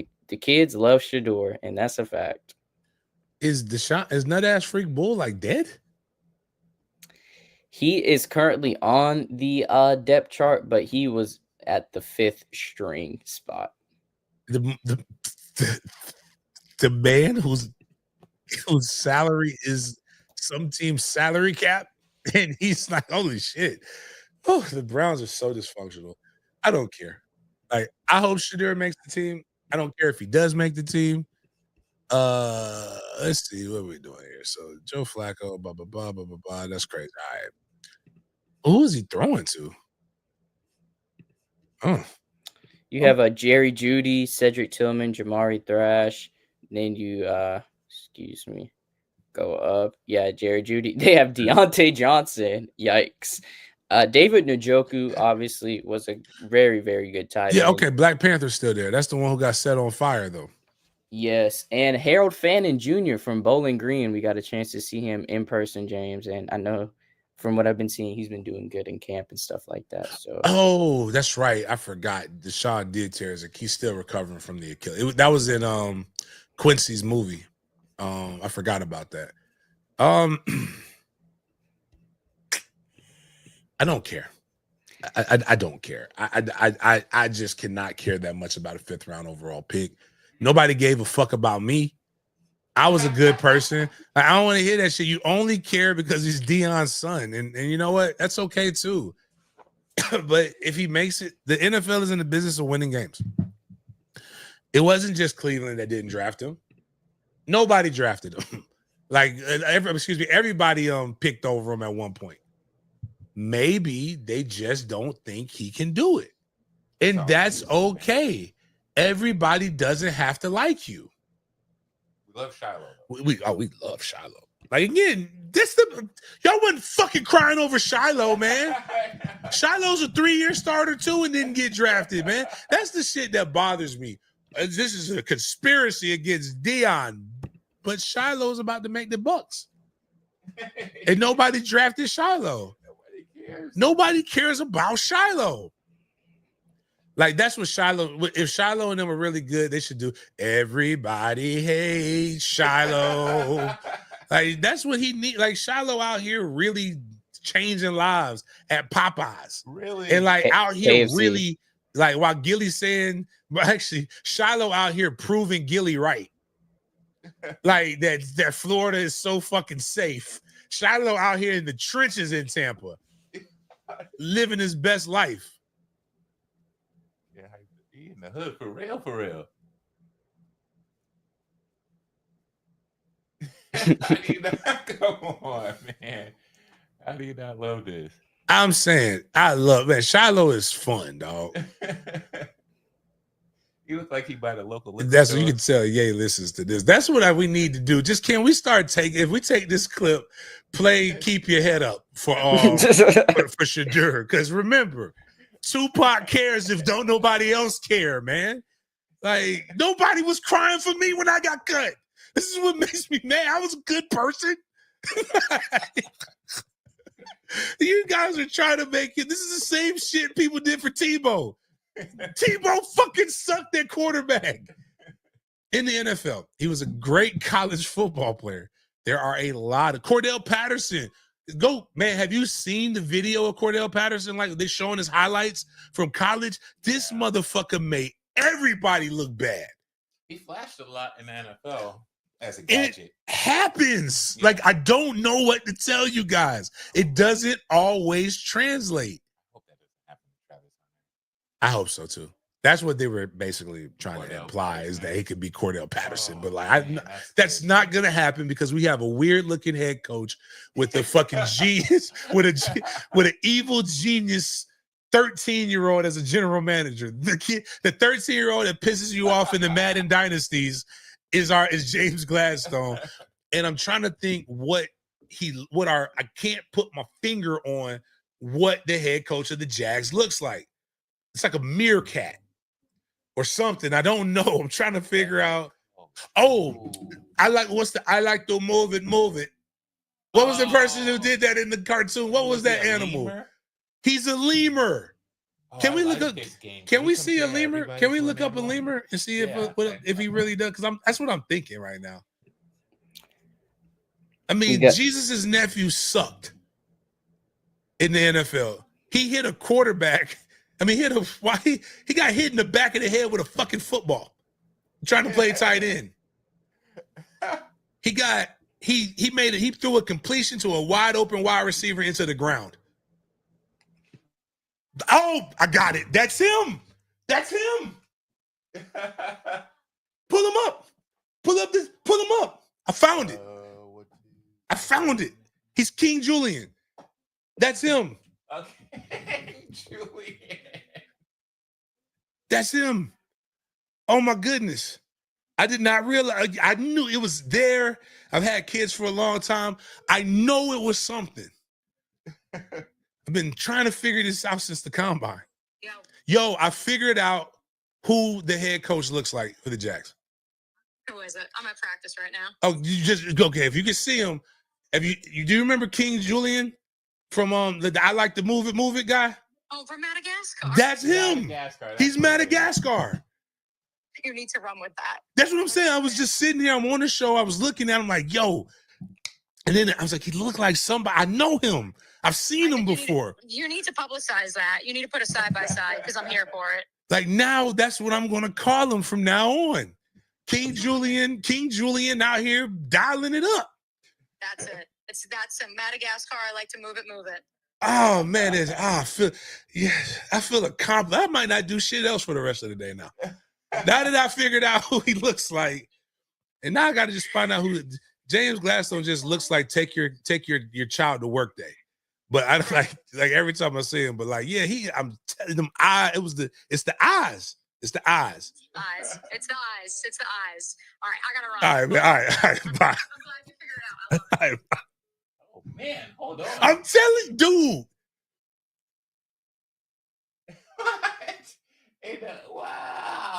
Wow, and it's the happiness about him. He's King. That's it. We be figuring out. We can solve crimes. Like on this show, like we can, needs to be this got to be Jaden. We got to make this a segment. Who do they look like? Yeah, that's why I like that. Oh my God. That's such a relief. It's been bothering me for months. We got to get there's a thing we got to get Duval. I know there's a, hold on, man. CGI, there's got to be something with CGI, dog. Oh, damn it. It doesn't do videos. Which one does videos? I know one of them. I got to find the one I got to find the AI that does videos. It bothers me. I know who could do it for me. This is the only thing I miss about being on 1010 is that we have some guys that did listen to the show avidly. That would, I just can't. What's his name? He was the king of the gifts. Ah, man, that feels so good. Gladstone looks like Loki. That's not what that says. That says Loki. Who's Loki? I have no clue. Okay, I think he means Loki. I think that's what I was assuming means Loki. Gotcha. But I can see that. Or He kind of does look like Loki. he just looks like, I don't know, some evil kid. Yeah, that's why I just think he looks like an evil kid. That's all. That's the only, like, it just. You ever seen The Omen? Like if that kid grew up. Like when I saw him with Tony Baselli, it literally looked like Tony took one of his children to the Jags practice. It didn't even make sense. Oh man, I'm so happy. Like this just made my fucking day, man. Like I'm so excited that we finally finally solved an important world issue. We stopped talking about issues like if a fifth string fucking quarterback is gonna make the team. Like nobody would care about it any other scenario in life. And we talked about the more important shit. Why does our coach look like a cartoon character? Yeah, so all right. All right. Teddy Bridgewater has said MFTK officially, Rightfully so. James. So Teddy Bridgewater has now signed with the Tampa Bay Buccaneers. And you know he's a Florida boy at heart because he was posted up at the camp wearing that hoodie right there. And I don't know how he did it, but it's Florida for you. So the Buccaneers officially signed quarterback Teddy Bridgewater to a 1-year deal and waived punter Jake Julian. So this is courtesy of Adam Schefter. This was yesterday at 4:10 p.m. So they say there's no violence in Florida. That's like if I'm Julian, I'm fucking trying to scrap. You got to see me in the parking lot.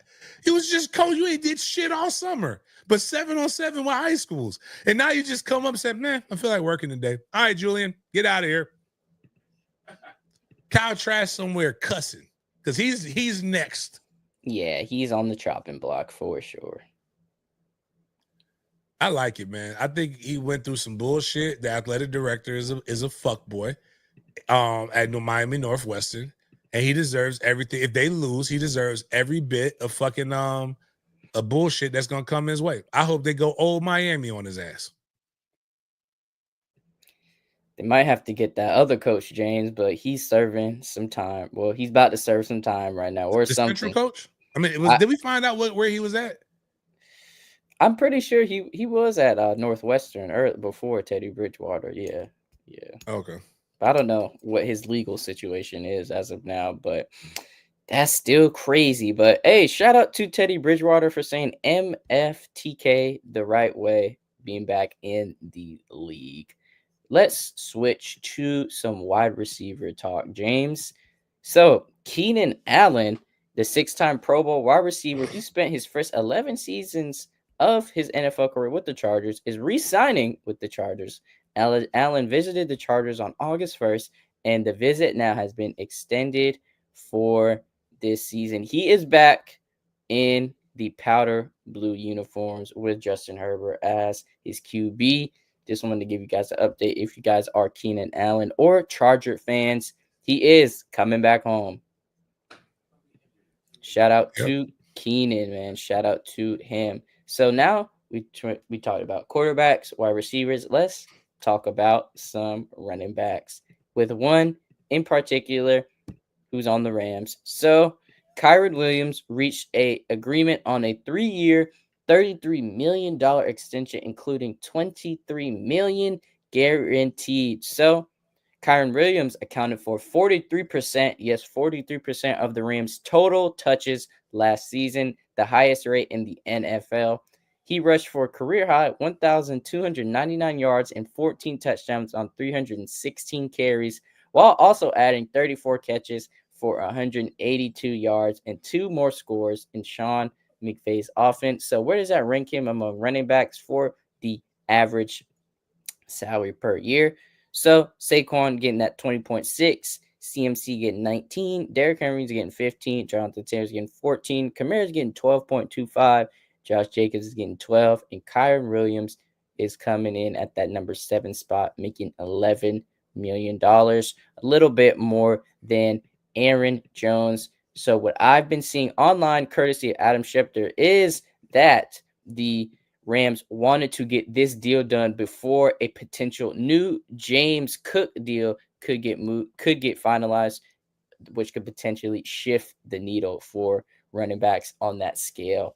So, James, looks like the running back in LA is going to stay, and he got that 3-year, $23 million guarantee. So he is getting his bread, man. He's getting his bread.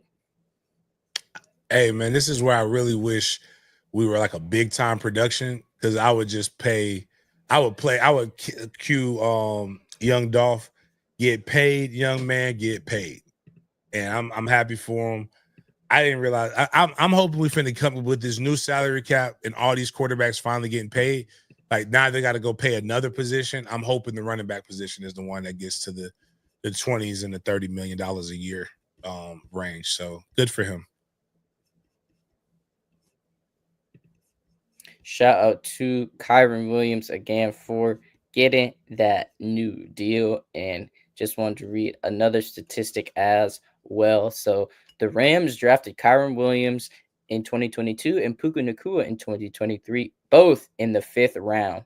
Over the last 2 seasons, Williams is tied for the most scrimmage touchdowns in the NFL, and Nacua is 4th in the entire league in receiving yards per game since 2023. So the Rams have had some good luck in that 5th round. Shout out to them. And let's finish off this NFL subject with a running back who was shocked his name was mentioned with the POTUS. I know we don't like to talk about politics, but like we say, sports and politics have some major overlap in society. So who are we talking about? That is Saquon Barkley. So Eagles running back Saquon Barkley did not accept President Donald Trump's invitation to serve on his council on sports, fitness, and nutrition. We recently covered the council. Last week, I would say some of the members are Lawrence Taylor and Harrison Butker, the worst starting 5 you can imagine. He said Monday that adding that he was quote unquote shocked his name was mentioned by Trump. I don't know how he was shocked. He was seen at the White House conversing with Trump. So I don't know. He had to say that. I think Saquon is like, he's not really heavily, he's political, but he's not like just endorsed. Like he likes some of the things, he doesn't like some of the things. If it was any I always tell people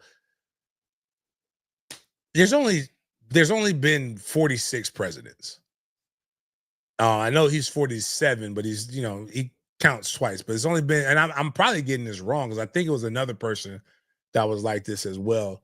But he, it's just like the governor. Like it's just at a certain point, man, you gotta get shit done. But I just wouldn't want to be on the same committee as a convicted sex offender. No matter how much I respect him as a football player, I don't want to be around Lawrence Taylor, like be on the committee with Lawrence Taylor like that.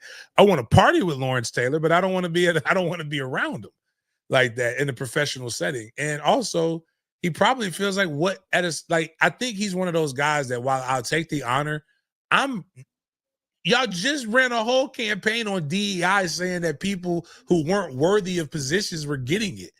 He's probably like, this isn't my wheelhouse. I'm just good at football. Like, what do I know about fitness? Like, what does Harrison Butker really know about like the overall things? Like, there are professionals that should have been hired for this, but nonetheless, it's not about not giving. It's about keeping people down, and it's about hanging out, and like that's what the presidency's been about, and that's his presidency, so he can do whatever he want to do.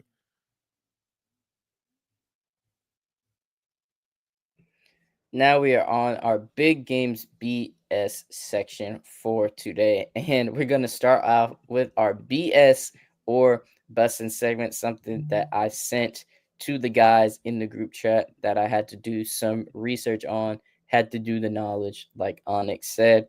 If you're new to the show, BS or bussin' is a food segment we coined, and we asked James whether this food product would be BS or if he thinks it would be bussin'. And let's start off with Frida's breast milk ice cream. This is a limited edition ice cream, and I wanted to give you guys some insight before you let us know what you think in the chat. So, this ice cream is a limited edition breast milk inspired ice cream created by the parenting brand Frida in collaboration with Oddfellows Ice Cream to celebrate National Breastfeeding Awareness Month. Despite the name, it does not contain actual human breast milk. Instead, it is formulated to closely mimic the flavor, sweetness, appearance, and nutritional profile of breast milk using cow's milk, colostrum powder, honey syrup, and nutrients like omega-3s, lactose, calcium, iron, vitamin B and D, and zinc. The ice cream aims to replicate the creamy, subtly sweet, and slightly salty taste of human breast milk with a buttery yellow color designed to resemble colostrum, the nutrient-rich first milk. The campaign is rooted in both curiosity and a drive to destigmatize breastfeeding by making a playful, conversation-starting product. So, James, BS or bussin' for the breast milk flavored ice cream? It's bussin', dog. I'm sorry. I know some of y'all people are really wait a minute, is it free? It's not. This isn't like with Big Frida, right? So that would change your mind if it was Big Frida? Yeah, it was Big Frida because I don't care what Big Frida identifies as. Ain't no milk coming out of that. The only way she get milk is if it's somewhere else, and I don't want any part of that kind of milk. I don't want that leche. I don't want what the Dominican women call leche. I don't want that. But as far as breast milk goes, hey, listen, until you've had some fresh from the source, brother, breast milk is it's got a little sweetness and it's a little creamy. So I can see how it could make some really good milk. I'm just saying, like, it has a lot of good qualities, and there's some athletes who do drink breast milk for recovery. Wow. And hey, titties, this is what's going to help some. I'd rather come and see my old lady say she's got a new job and she's giving breast milk away than being on OnlyFans. Like, if she's giving, like, if you got to taste the breast milk, then that's cool. But I rather you. That's the only way I would be okay with the breast being. I think we still got some breast milk in the freezer somewhere. I don't know, but like listen, guys. I mean, y'all. Pregnant vagina and breast milk are only good things that come from there's some good benefits to all of that shit. That's all I'm gonna say. If I had to put some money on it, I guarantee that Deshaun Watson is one of those players. Oh man, who likes Deshaun Watson indulge. And Puffy probably does some crazy shit with breast milk. We got him just breast milk. You made my day. That's he's known for that shit. So there has been a lot of conspiracies surrounding Malcolm Jamal Warner's death, and his co-star on the Malcolm and Eddie show took to his comedic, let's just say his comedic realm, his comedic world, his comedic words to discuss the Malcolm Jamal Warner incident. So I want to play this clip for you guys and let us know if he's out of pocket or he's just being a comedian.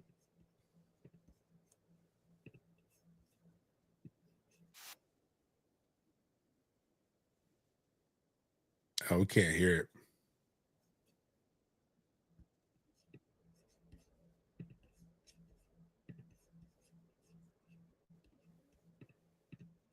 It always has the muted, like that screen has the speaker muted on it. Huh. See if you can. So I want to Jade. I think it's because it's on Jaden's screen. He has to unmute it.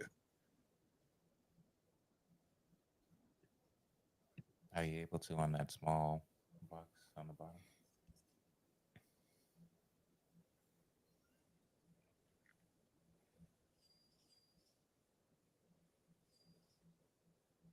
I mean, or can they hear it? Can everybody? If everybody else can hear it, then I'll already tell you what the fuck I think about with Eddie with this.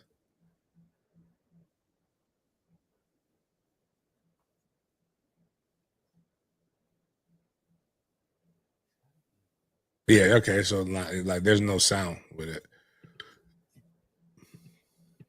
So pretty much what Eddie Griffin was saying was that there was no coincidence. There shouldn't be a coincidence that Malcolm Jamal Warner died, because he's the second son of Bill Cosby that died, because I guess Bill Cosby got like another son that died, like an actual son that died in real life. Then he was saying how that Malcolm Jamal Warner was with his daughter swimming, and he's asked, where was the mom at? Like, that makes no sense why the mom wasn't there. And yeah, just kind of he got caught in a rip current, man. Like it wasn't a conspiracy. Like he legit got caught. Like we the only person I've ever heard survive a rip current was, again, I guess now that I think about it, we can make that a conspiracy too. The Madden curse. He's the only white running back CMC was on it, I believe, but at that time he was the only white running back to be on a Madden football cover. He went to go save his niece and nephew who got caught in a rip current, and he swam to go get both of them, and he risked his life, and he was in a coma for a couple of days. Like, it's a thing where they tell you how to survive it, but until you've been through it, you really don't know how to survive it. Like, I would probably be fighting too. Right. Like if something just jacked me and I'm trying to my natural instinct is to survive, and you fight as opposed to just relax and let it happen. Right. Which is what they tell you. And Bill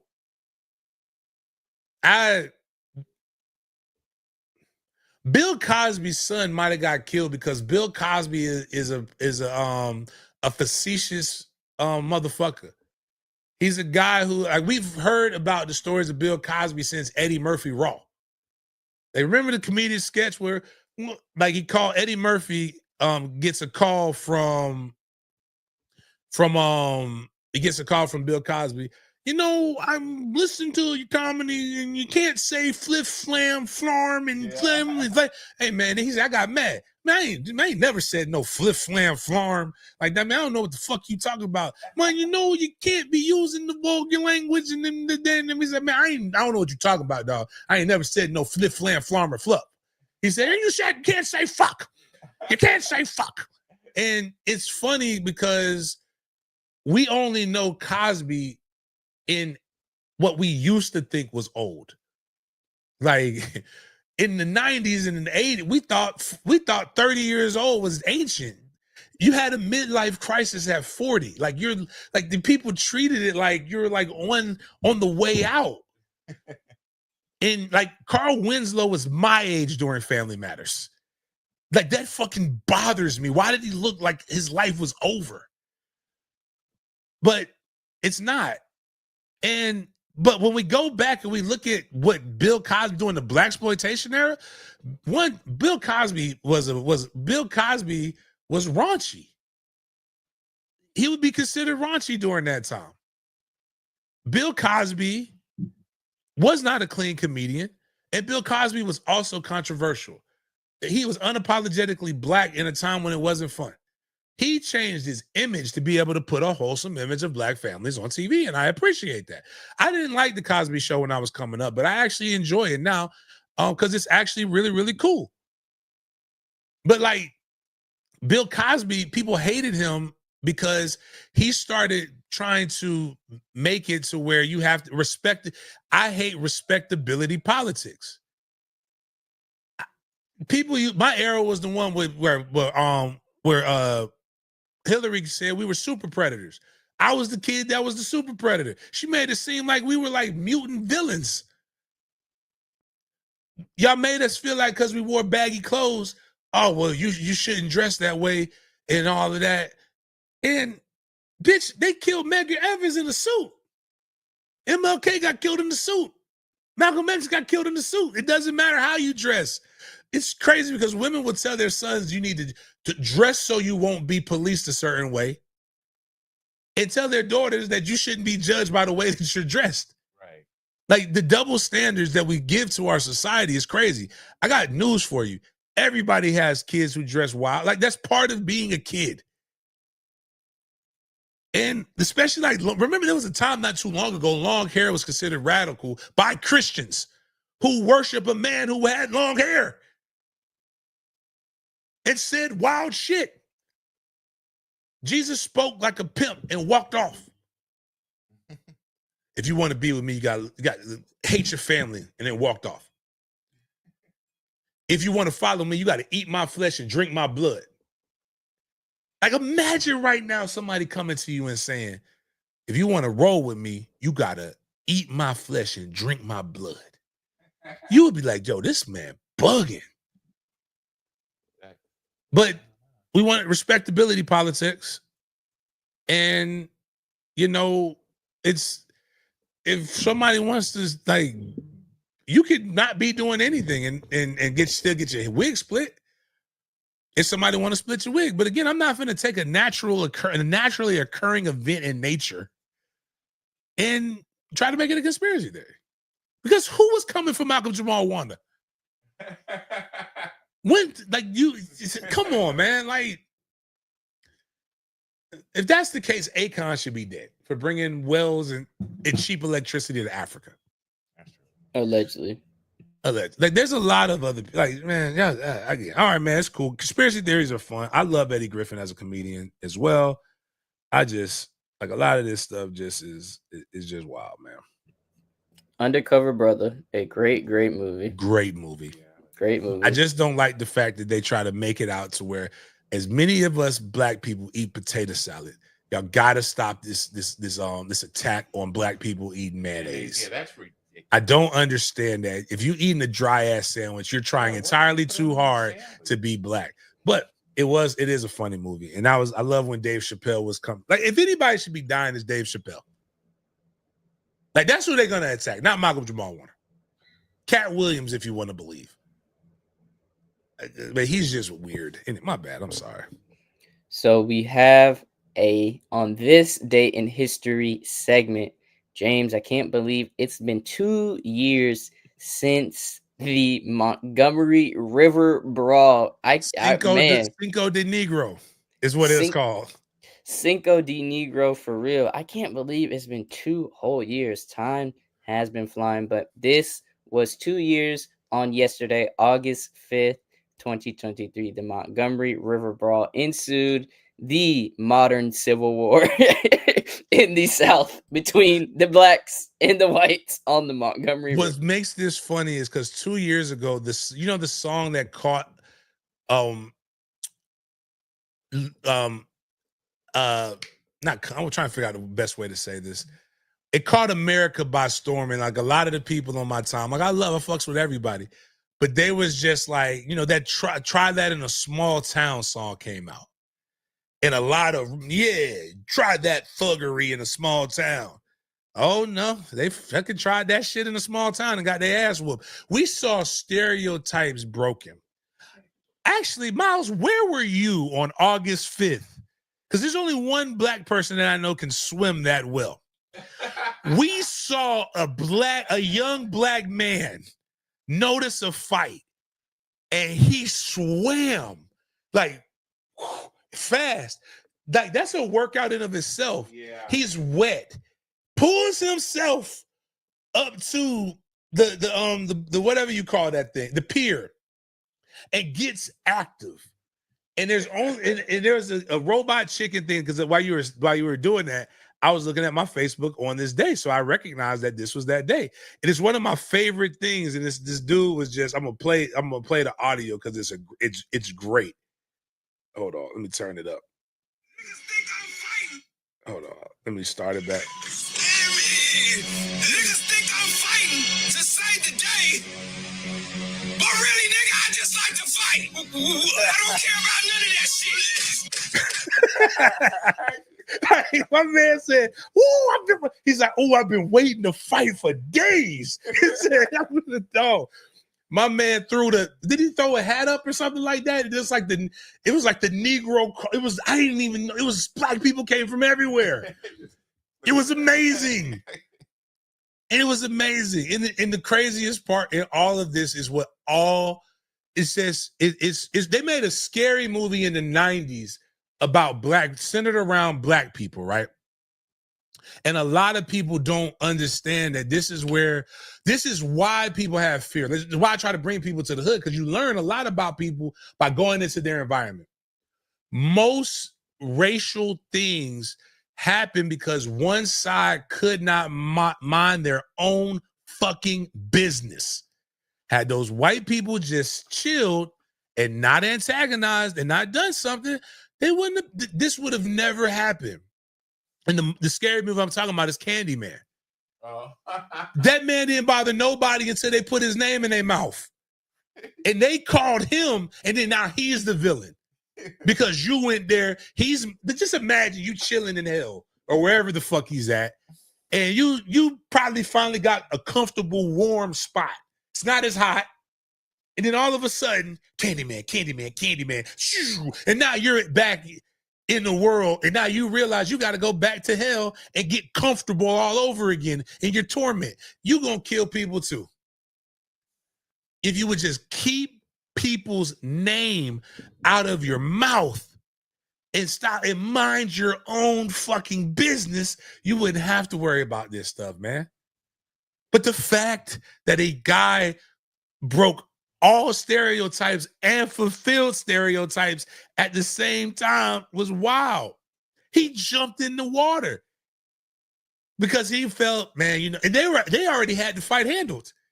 But he said, you know what? They just need one more extra person. He could have walked around, but he swam. It was great. It's a great moment in Black history. It brought us together as a country. Speaking of another great moment in Black history, on August 5th, 1976, What's Happening debuted on TV 49 years ago from yesterday. Legendary Black sitcom, one of the ones that transformed Black sitcoms, Black comedic sitcoms on television. And man, 49 years ago from yesterday. Time that flies. Was a good, often referenced Black comedy, man. It was an amazing time. It was an amazing time, man. It was funny times, man. Man, that warms my heart. I'm still thinking about that fight, though. That fight I just feel like we should celebrate that more. I don't know. But What's Happened, rerun, everybody, you dance like rerun. Like everybody remember that. So we're going to finish off our show with some music, James. And this is from the 504's own Lil Wayne. We have some news for Apple Music Please users. Tell me you're retired. No, but Lil Wayne has officially made his The Drought series and dedication available on Apple Music. I know The Drought 3 is one of the most critically acclaimed mixtapes of all time. People say that's one of the best, if not the best mixtape in that mixtape era. But if you're a fan of Lil Wayne and of the Drought series, man, if you got Apple Music, make sure to check it out because they are on there. They're on there as well. Some of the dedication albums are on Apple Music as well. I think as of now, 4, 5, and 6, and the first one are on there. I don't think 2 is on there. But if you're a fan of Weezy and you have Apple Music, make sure to check out the Drought series, man. Make sure to check it out. It's good to see Gilly finally getting the appreciation that he deserves because he's saying some stupid shit. But like maybe this will make him actually, focus on what the fuck he needs to focus on his rap career. And not the dumb shit. Because did you see what he said about Florida?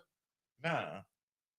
I thought I sent it to our group chat, but the Young and Ace video? Yeah, the Young and Ace. He's like, Jacksonville is a small part of Florida, and it's not really, they don't really shoot in Florida like that. Wow. There's an entire series called Cocaine Cowboys about what it was like to grow up in Miami in the 80s. A man said, you know, I see Rafa at the mall, and he saw me, and you know, it's not a thing for us to just go shoot right now. It's on site. I'm like, these motherfuckers were shooting up malls with civilians around just to get at each other. It was crazy. Everywhere, everybody has guns. The state is shaped like a gun, and people think it's like we just run around here with mouse. That's so crazy. Like and just Disney. Like this ain't fucking hell. Even Mickey carries the mouse tool. So like, you know, it's just like, but that's around the time when Gilly was around Cash Money, right? And Lil Wayne's style changed. I mean, I'm from up north. I'm much more concerned about guns down here, especially because the laws are more laxed about them down here. I don't even know where's he getting his information. What happens is he just be high. He's like Gilly just Philly's wild, okay? And it is lawless and reckless sometimes. But like, I think we do things differently. Like, and I explained it to my cousins one time.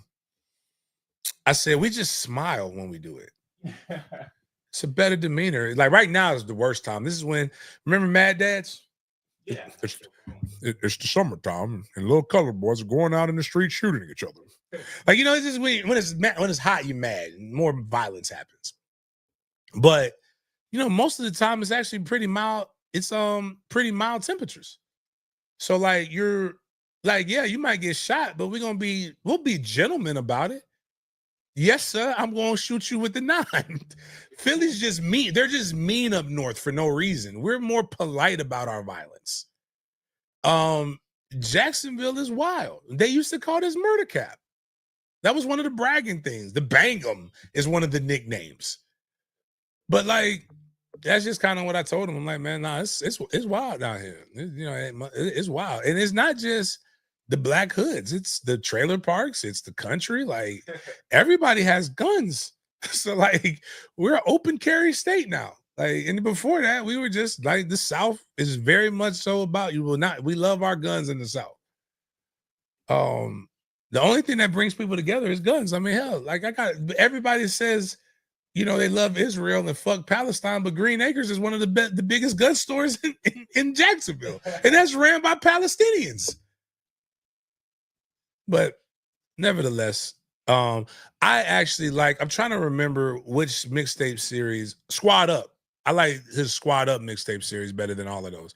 But that's just because when I was 17, 18, going into college, that's when Lil Wayne was putting that out there. And he took all of the hot songs that were out and he did his own verse on that.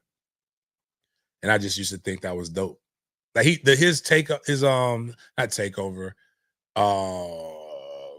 Ether remix I like better than Nas's Ether. Because it started fuck Jay-Z, nah, that's my man. Jay-Z, my man, nah, not that. But Gilly just I think Lil Wayne did just to take his shot at Gilly so he could feel that pain of all of the shit that he'll never get proper credit for.